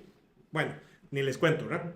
Bien, aparte, conflictos que siguen obviamente cambiando las balanzas a nivel internacional, como por ejemplo lo que es la guerra entre Rusia, Ucrania, la Unión Europea y Estados Unidos, que está tratando de mediar para una posible paz conversada. Dentro de los acuerdos muy probablemente van a estar que Rusia se quede con, si no la totalidad, por lo menos con parte de los territorios que ya han sido adquiridos desde el momento de la invasión, y probablemente se establezca una frontera artificial a lo largo del río Dnieper que cruza precisamente, digamos, de sureste a noreste el territorio ucraniano, y se establezca lo que se llama una zona de exclusión, como lo existe hoy en día entre Corea del Norte y Corea del Sur. O sea, una zona desmilitarizada de tantos kilómetros, donde entre tantos kilómetros y tantos kilómetros no pueden haber ni ojivas nucleares, ni militares de ninguna de las dos partes, etcétera, etcétera, y quede como frontera vigilada, probablemente de forma conjunta entre Estados Unidos y la Unión Europea.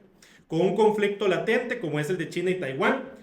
Todos sabemos que realmente el verdadero conflicto no es porque Taiwán quiera independizarse y China no quiera que se independice, porque históricamente China ve la región autónoma de Taiwán como territorio parte.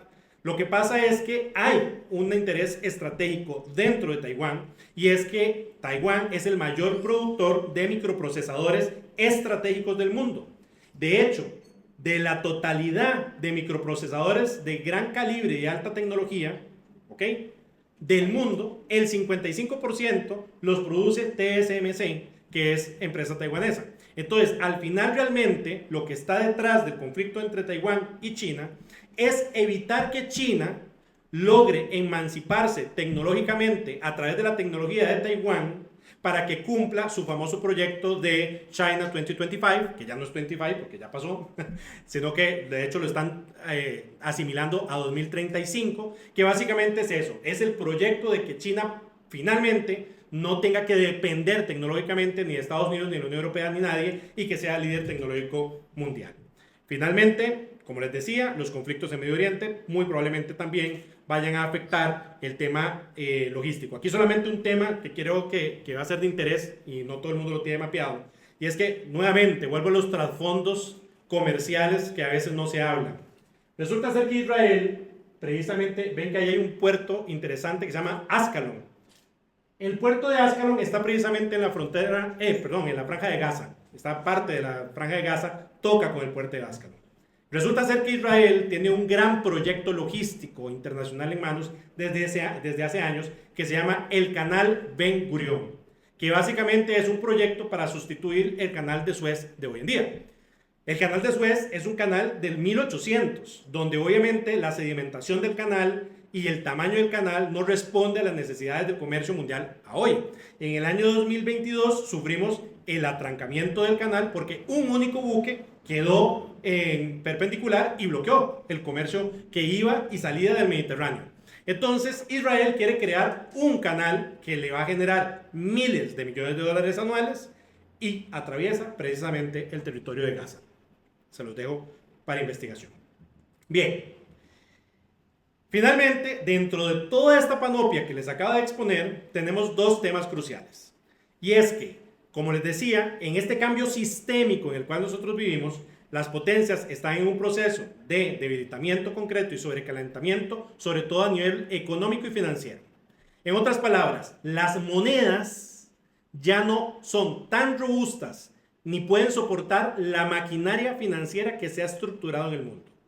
Es más, yo podría decir de que hoy existen dos tipos de economía. La economía real basada en el dinero como activo real que yo pueda obtener en digamos, si yo abro una bóveda de un banco y puedo contar el billete y las monedas y el oro que está ahí, e incluso las cuentas de débito que también se consideran como la parte transaccional activa, versus el dinero financiero. El dinero financiero es el que se transa en bolsa y cuando ustedes ven, por ejemplo, que dicen Jeff Bezos tiene tantos miles de millones de dólares y está en la lista de Forbes y Musk vale tanto, ese dinero, si usted le llegara y le pidiera a Elon Musk tráigame la plata en líquido y me lo pone en la mesa, no tiene ese dinero, no existe ese dinero. No existe porque es un dinero virtual, porque en los años 70 se tomó una decisión que fue el eliminar el patrón oro, porque antes cada moneda y cada dólar era, digamos, valorado según una onza o tantas onzas de oro, y eso cambió. Entonces, a hoy, ese dinero no tiene un valor, digamos, en un hard active, o sea, un activo duro concreto. Entonces, a hoy, los grandes decisores a nivel internacional, en cuenta el Banco Internacional de Pagos, que es como decir el Banco Central de los bancos centrales, o la institución multilateral que lidera a los bancos centrales del mundo, toma la siguiente decisión para los próximos 5 años, y es mutar a lo que se van a llamar CBDCs, que son las monedas digitales de Banco Central. Hay ciertas economías, como Estados Unidos, que no están de acuerdo con ello. Entonces, ellos lo que quieren es tokenizar o virtualizar el dólar, pero van a tener ambos modelos, ya sea la moneda de Banco Central o el dólar digital, ambos van a tener un punto común. Y ese punto común es que ambos van a volver a estar valorados ¿en qué? Según oro. De hecho, si ustedes ven las cifras de compra de los bancos centrales de oro en los últimos años, han escalado de forma enorme. Entonces, eso quiere decir que próximamente, muy probablemente, va a haber un movimiento para ese cambio sistémico. Claro, lo que pasa es que si estamos hablando de que estamos mutando a monedas digitales, cada vez la economía va a estar más expuesta ¿a qué? A la cibercriminalidad. Entonces, dentro de esa gran matriz de riesgos que ya vimos que tenemos que meter todo esto que hemos venido hablando durante toda la noche, pues también tendremos que meter el tema de cibercrimen o de ciberseguridad como un elemento crucial. Finalmente, Costa Rica, ¿quién podrá ayudarnos? ¿Cierto? Bueno, Costa Rica tiene una particularidad. Y la particularidad concreta es que nosotros, nuestra economía y nuestro comercio exterior sobre todo, está ampliamente concentrada. No es una crítica para nada, ni para el Ministerio de Comercio Exterior, ni para Procomer, no, porque esto no es de un gobierno, esto es una dolencia que viene ya arrastrándose probablemente por más de 20 años, donde las decisiones gubernamentales han ido dirigidas hacia una concentración estratégica a ciertos socios concretos, Estados Unidos y Unión Europea básicamente. Eso a hoy nos expone. ¿Por qué? Porque nosotros nunca pensamos que ellos iban a entrar en crisis, punto. Si ellos eran los líderes del sistema, los que nos estaban enseñando más bien cómo manejar las finanzas públicas y, digamos, la política pública. A hoy tenemos una población sumamente concentrada a nivel urbano en el gran área metropolitana, donde además más del 70% de las empresas de zona franca también están localizadas en gran área metropolitana. Tenemos cifras excelentes de crecimiento de exportaciones e inversiones, pero con una amplia concentración. ¿Se acuerdan del 48% que les hablaba de equipo y precisión? Bueno, hace unos años, cuando estaba Intel, antes de que se fuera por segunda vez, se hablaba de cifras económicas y de comercio con o sin Intel. Se sumaba Intel y se restaba Intel. Hoy podríamos hablar de cifras de comercio con o sin dispositivos médicos. Lo que pasa es que no está mal. Lo que pasa es que los otros rubros no existen proyectos concretos para diversificarlos y aumentarlos. Yo no disminuiría equipos de dispositivos médicos, pero tengo que aumentar los otros tiers, porque si yo no subo los otros rubros, voy a quedar literalmente expuesto en el rubro de mayor competencia. Y si Estados Unidos de repente dice, toma la política para que las empresas de dispositivos se repatrien hacia Estados Unidos, ¿qué hacemos? ¿Me voy a entender? Hay una frase que se utiliza en Costa Rica de las abuelitas que es: no hay que poner todos los huevos en una sola canasta, porque si se cae la canasta se rompen todos los huevos. Esa es la realidad. Y nosotros hemos venido haciendo eso, precisamente, poniendo todo en la misma canasta durante décadas. Aparte, la concentración también es regional.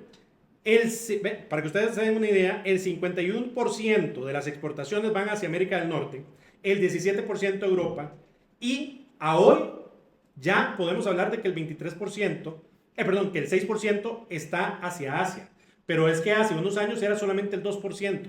Pero del 6% al 17%, que es Europa, todavía hay un gap enorme. Y si estamos hablando de que se supone que el eje mundial de comercio y desarrollo está hacia Asia-Pacífico, estamos haciendo todo lo contrario de hacia donde van todas las empresas y todo el flujo comercial. Y eso también pasa a nivel de importaciones. Moraleja. Bueno, tenemos que mantenernos en un proceso de capacitación e información activa. En comercio internacional nunca se puede decir de que se sabe de todo, porque es la materia que más cambia, ¿verdad?, de forma constante. Y por ende nosotros lo primero que tenemos que hacer como profesionales y como profesionistas son unos excelentes investigadores autodidactas. Además de aprovechar espacios como este para poder seguir creciendo en conocimiento. Segundo, tenemos que interiorizar como una buena práctica, ya sea yo como funcionario, como estudiante, como empresario o como miembro del Estado, poder desarrollar un análisis crítico y sistémico de los riesgos de comercio exterior. Por ejemplo, si ustedes van hoy a cualquier empresa a nivel nacional, multinacional o de cualquier tamaño y les preguntan, ustedes dentro de su empresa, ¿las auditorías que hacen son solamente legales y tributarias o también hacen auditorías aduaneras? Muy pocas hacen auditorías en materia aduanera. O si las hacen es porque tienen que cumplir algún tipo de certificación de seguridad, como por ejemplo BASC. Pero que ustedes digan, yo hago un tipo de auditoría para simple y sencillamente mantener fresco esta matriz de riesgos, nadie lo hace. Peor aún, tener un equipo que haga investigación y registro de riesgos, nadie. O matriz de riesgos. De hecho, no sé si ustedes lo saben, y hablo aquí también para los colegas que nos están escuchando de otros países, pero el país desde el año 2005 había comenzado a implementar el famoso operador económico autorizado, que en su momento el programa se llamó PROFAC, hoy sigue siendo operador económico autorizado y ha ido evolucionando. Pero uno de los requerimientos para que las empresas logísticas puedan ingresar al operador económico autorizado es precisamente llevar una matriz de riesgos operativos aduaneros. Y resulta ser que nadie hace ese tipo de matriz de riesgos o sabe cómo hacerlo. Entonces, a hoy, la idea es que nosotros podemos llevarnos a nuestras casas, por lo menos la moraleja, de comenzar a tratar de ver el mundo con otros ojos. Finalmente, solamente agregar lo siguiente. Lo que hoy por hoy se está estructurando a nivel de Estados Unidos llegó para quedarse. Eso quiere decir, nosotros veremos en los próximos 5 años cambios diametralmente complejos en relación a cómo se administra, digamos, el comercio internacional y cómo las reglas de juego de negociación se distribuyen. Así que más bien aprovechemos la oportunidad porque estamos viendo en tiempo real el cambio de la historia. Muchísimas gracias.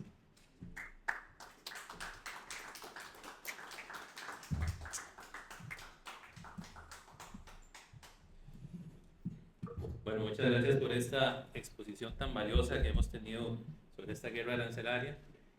Vamos a proceder a una actividad de cierre que va a ser la de hacer algunas preguntas. Si alguna persona, según los presentes, vamos a tomar 2 preguntas por cuestiones de que no se nos haga tan tarde. Yo también quería hacer un par de preguntas. Claro.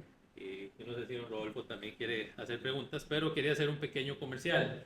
La Universidad Braulio Carrillo está renovándose precisamente en varios temas, como lo son políticas públicas, temas aduaneros y muchas carreras técnicas de tecnología. Entonces, a los presentes, si no tienen ningún inconveniente, les vamos a enviar una promoción al correo electrónico, los que vinieron hoy. Creo que los presentes se registraron, de casualidad hicieron un registro, porque muchos de los que estaban registrados en la actividad no se presentaron, desconocemos el motivo, pero la charla estuvo muy valiosa y ha quedado perfectamente grabada. Entonces, los que no estuvieron presentes la van a poder disfrutar. Entonces, si ninguno tiene ningún inconveniente, les vamos a hacer llegar por correo electrónico una promoción que tenemos, ¿verdad? No es obligatorio, pero ahí la pueden ver, pegarle una revisada y si tienen gusto, pues la pueden aprovechar. Rodolfo. Bueno, Andrés, muchísimas gracias. Ha sido una disertación espectacular. Muestra su capacidad investigadora para hablar del tema y un total dominio del mismo. Le consulto al auditorio si alguien quiere hacer alguna pregunta o algún comentario, que por favor se acerque acá para que pueda hacerlo con el micrófono cerca para que quede grabado. Entonces, usted sería uno y la otra persona sería don Antonio. Ambos hacen la consulta y don Andrés le responde al final, ya como modalidad de cierre. La Universidad Braulio Carrillo hoy ha estado de gala. El certificado de agradecimiento para don Andrés está en proceso de firmas también, se lo haremos llegar. Y en nombre de la administración de esta universidad, en nombre de su rector y de las autoridades, las más sinceras gracias por compartir esos valiosos conocimientos cimentados en muchos años de estudio también. Por favor. Si quiere le damos el espacio para que... No quiere aparecer, solo hace la pregunta. No importa. Muchas gracias.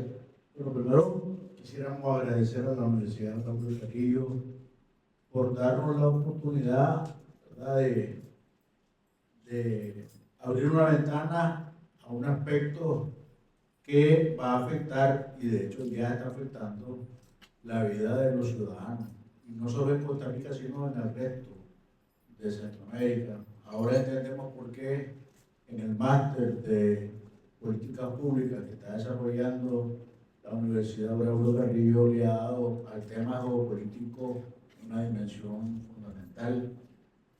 Mi pregunta o mi inquietud va alrededor de la perspectiva que usted tiene sobre el tema de la integración de Centroamérica. Es decir, en este escenario, ¿cómo queda el esfuerzo que durante décadas se vino realizando en términos de integración? ¿Realmente eso todavía tiene una variable de sobrevivencia frente a esta lógica de redistribución geopolítica? ¿Qué elementos deberían de considerar los países de Centroamérica para ver las ventajas y las desventajas que tiene efectivamente un escenario como este? Y su opinión real sobre si la integración tiene o no finalmente futuro en un escenario como el que usted ha descrito. Muchas gracias. ¿Alguna persona más va a hacer alguna pregunta o paso yo a hacer las preguntas mías? Yo me voy a abusar, serían 2 preguntas. Cuando yo estoy escuchando tu exposición, escuché, bueno, primero me voy a disculpar porque los presentes son muchos de comercio exterior y aduanas. Yo estoy trabajando para la Braulio Carrillo, pero en el área de marketing. Entonces no soy muy conocedor del tema, pero sí es una pregunta que fuera de estos círculos creo que muchos están haciendo. Vos mencionaste que este paquete arancelario de Trump va más allá de CAFTA, o sea, lo excede.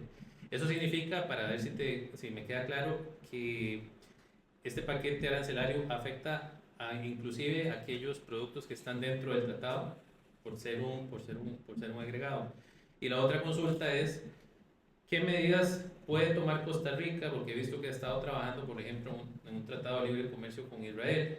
¿Qué otros nortes puede buscar Costa Rica en esta situación? Porque pareciera, por lo que estamos escuchando, que Donald Trump y los Patriots no van a cambiar muy pronto ese enfoque de la guerra comercial que están teniendo, ¿verdad? Y Costa Rica es un país que depende mucho de Estados Unidos y es muy pequeñito como para hacer presión, como si podría hacerlo México y Canadá. Costa Rica tiene que aguantarse, y por el otro lado vemos que China no es un país que tenga un balance comercial muy positivo para el país, porque no le vendemos mucho a China. Entonces, ¿cuál sería tu recomendación a nivel país? ¿Qué políticas públicas se deberían tomar para hacerle frente a esta situación? Esas son las dos preguntas. Excelente.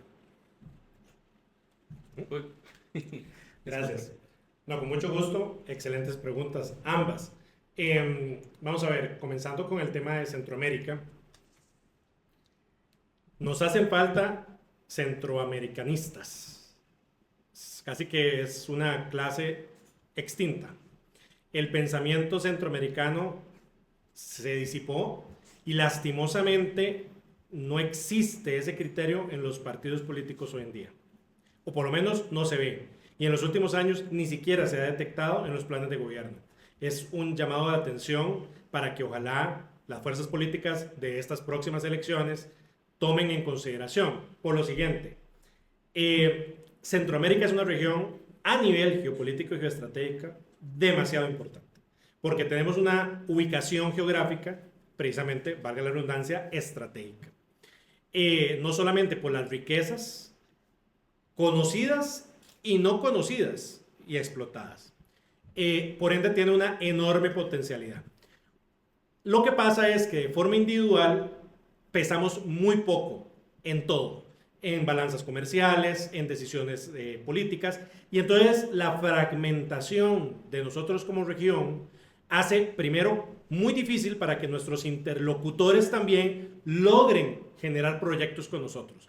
No es lo mismo que yo con China, por ejemplo, Costa Rica tiene firmado un entendimiento del BRI, del Belt and Road Initiative, de la iniciativa de la Franja de la Ruta de China, que no hemos explotado.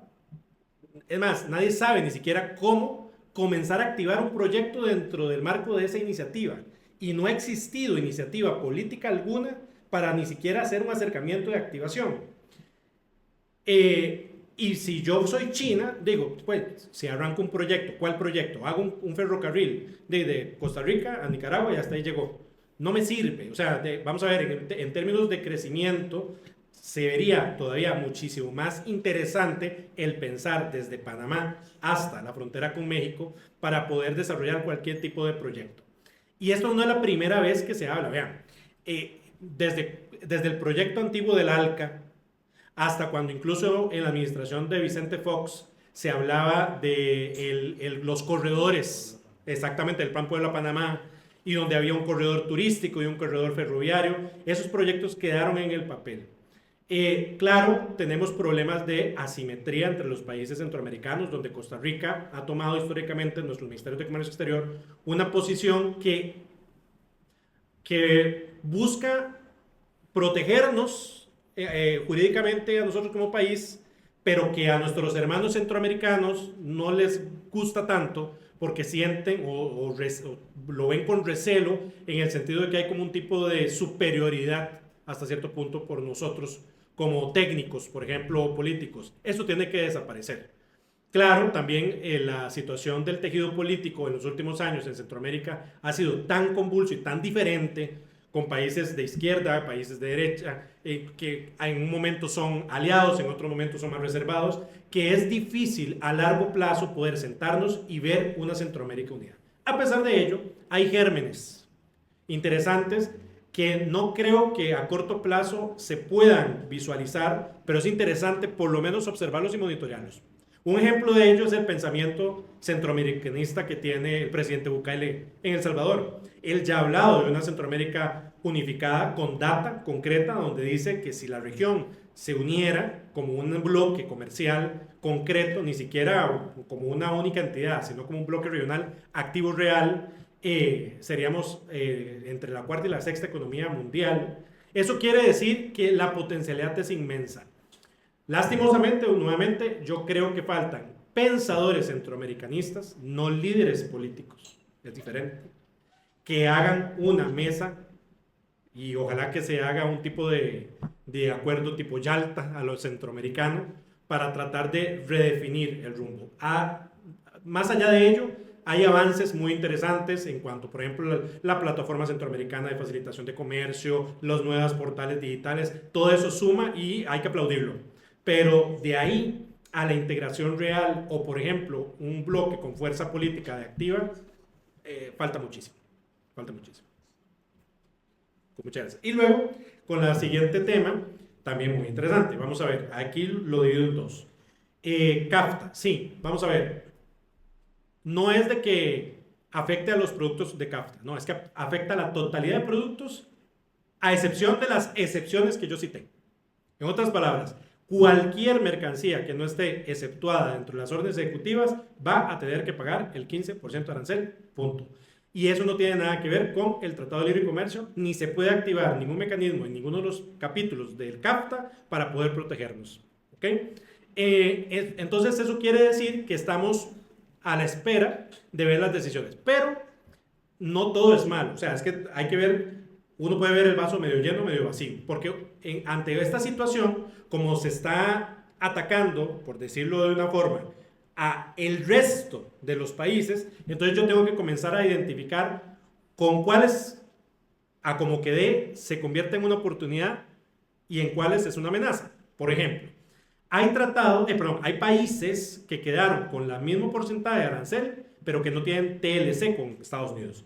Por ende, ellos van a entrar a Estados Unidos con el arancel NMF. En otras palabras, con el arancel consolidado que tiene cada uno de los países, ¿verdad? Para los que, digamos, no tienen clara la materia, básicamente cuando se funda la Organización Mundial de Comercio, todos los países tuvieron que consolidar un arancel ante la institucionalidad y básicamente es el arancel que se le tiene que aplicar a todos los países miembros de la OMC o no miembros de OMC.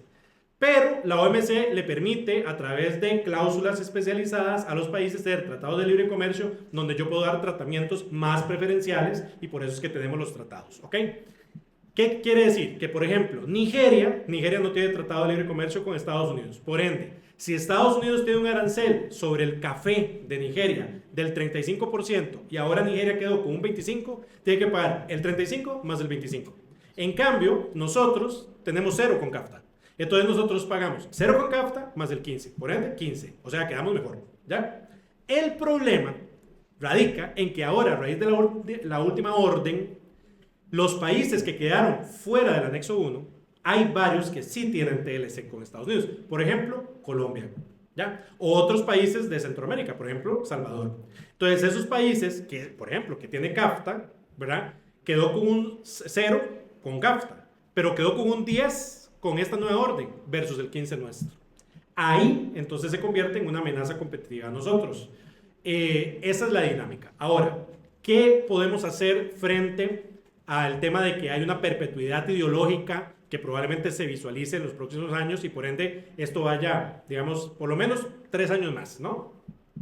Costa Rica tiene que activar ya un mecanismo real de diversificación en temas de exportación y de atracción de inversiones. Lo que pasa es que eso no puede ser de la noche a la mañana. O sea, no es como que yo de la noche a la mañana digo, bueno, no, estamos dependiendo mucho de Estados Unidos, voy a comenzar a exportar. En vez de mandar el café a Estados, voy a mandarlo a Corea del Sur, con el cual tengo tratado de libre comercio y sé que compran café costarricense.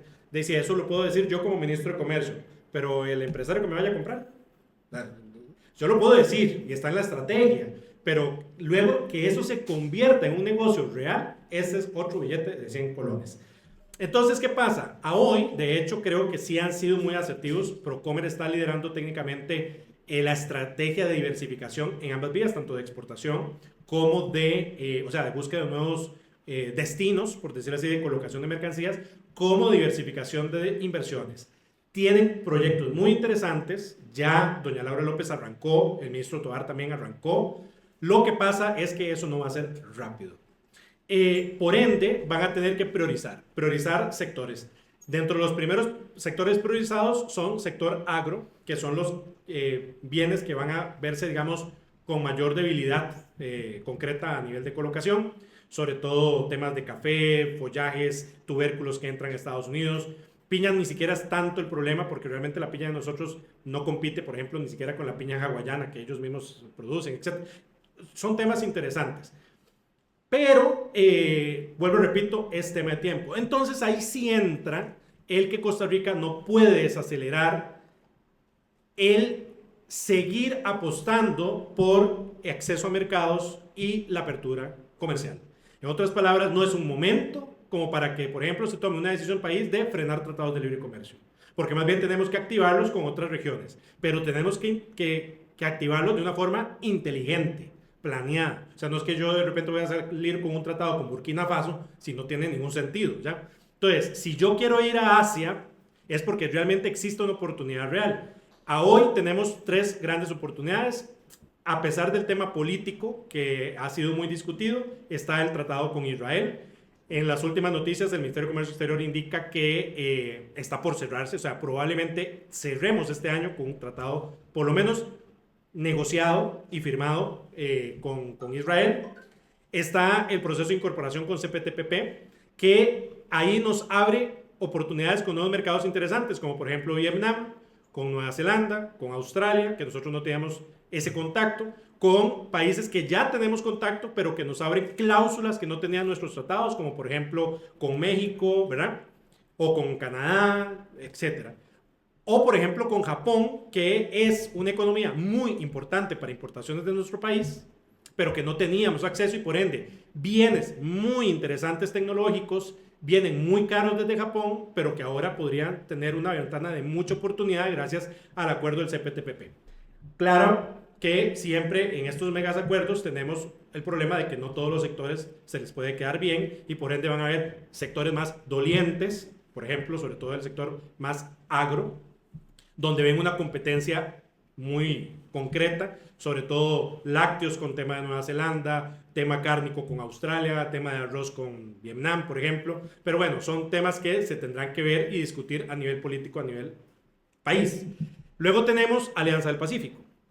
Alianza del Pacífico no ha pasado por los mejores momentos porque han habido muchos cambios políticos entre los países. Entonces, no es la misma Alianza del Pacífico de la época de Bachelet, por ejemplo, ¿ya?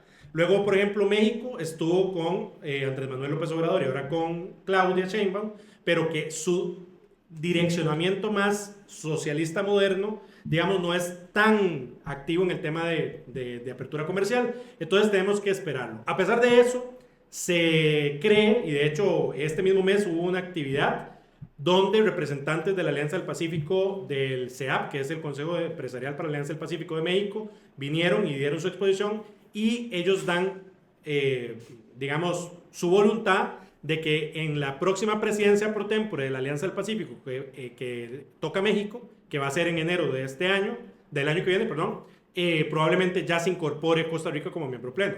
Nuevamente, eso va a ser todo un tema de discusión a nivel local, sobre todo por el tema agro. Y acordemos que el año que viene es año electoral, así que se las trae. Entonces, por ahí yo creo que serían unas ventajas muy interesantes.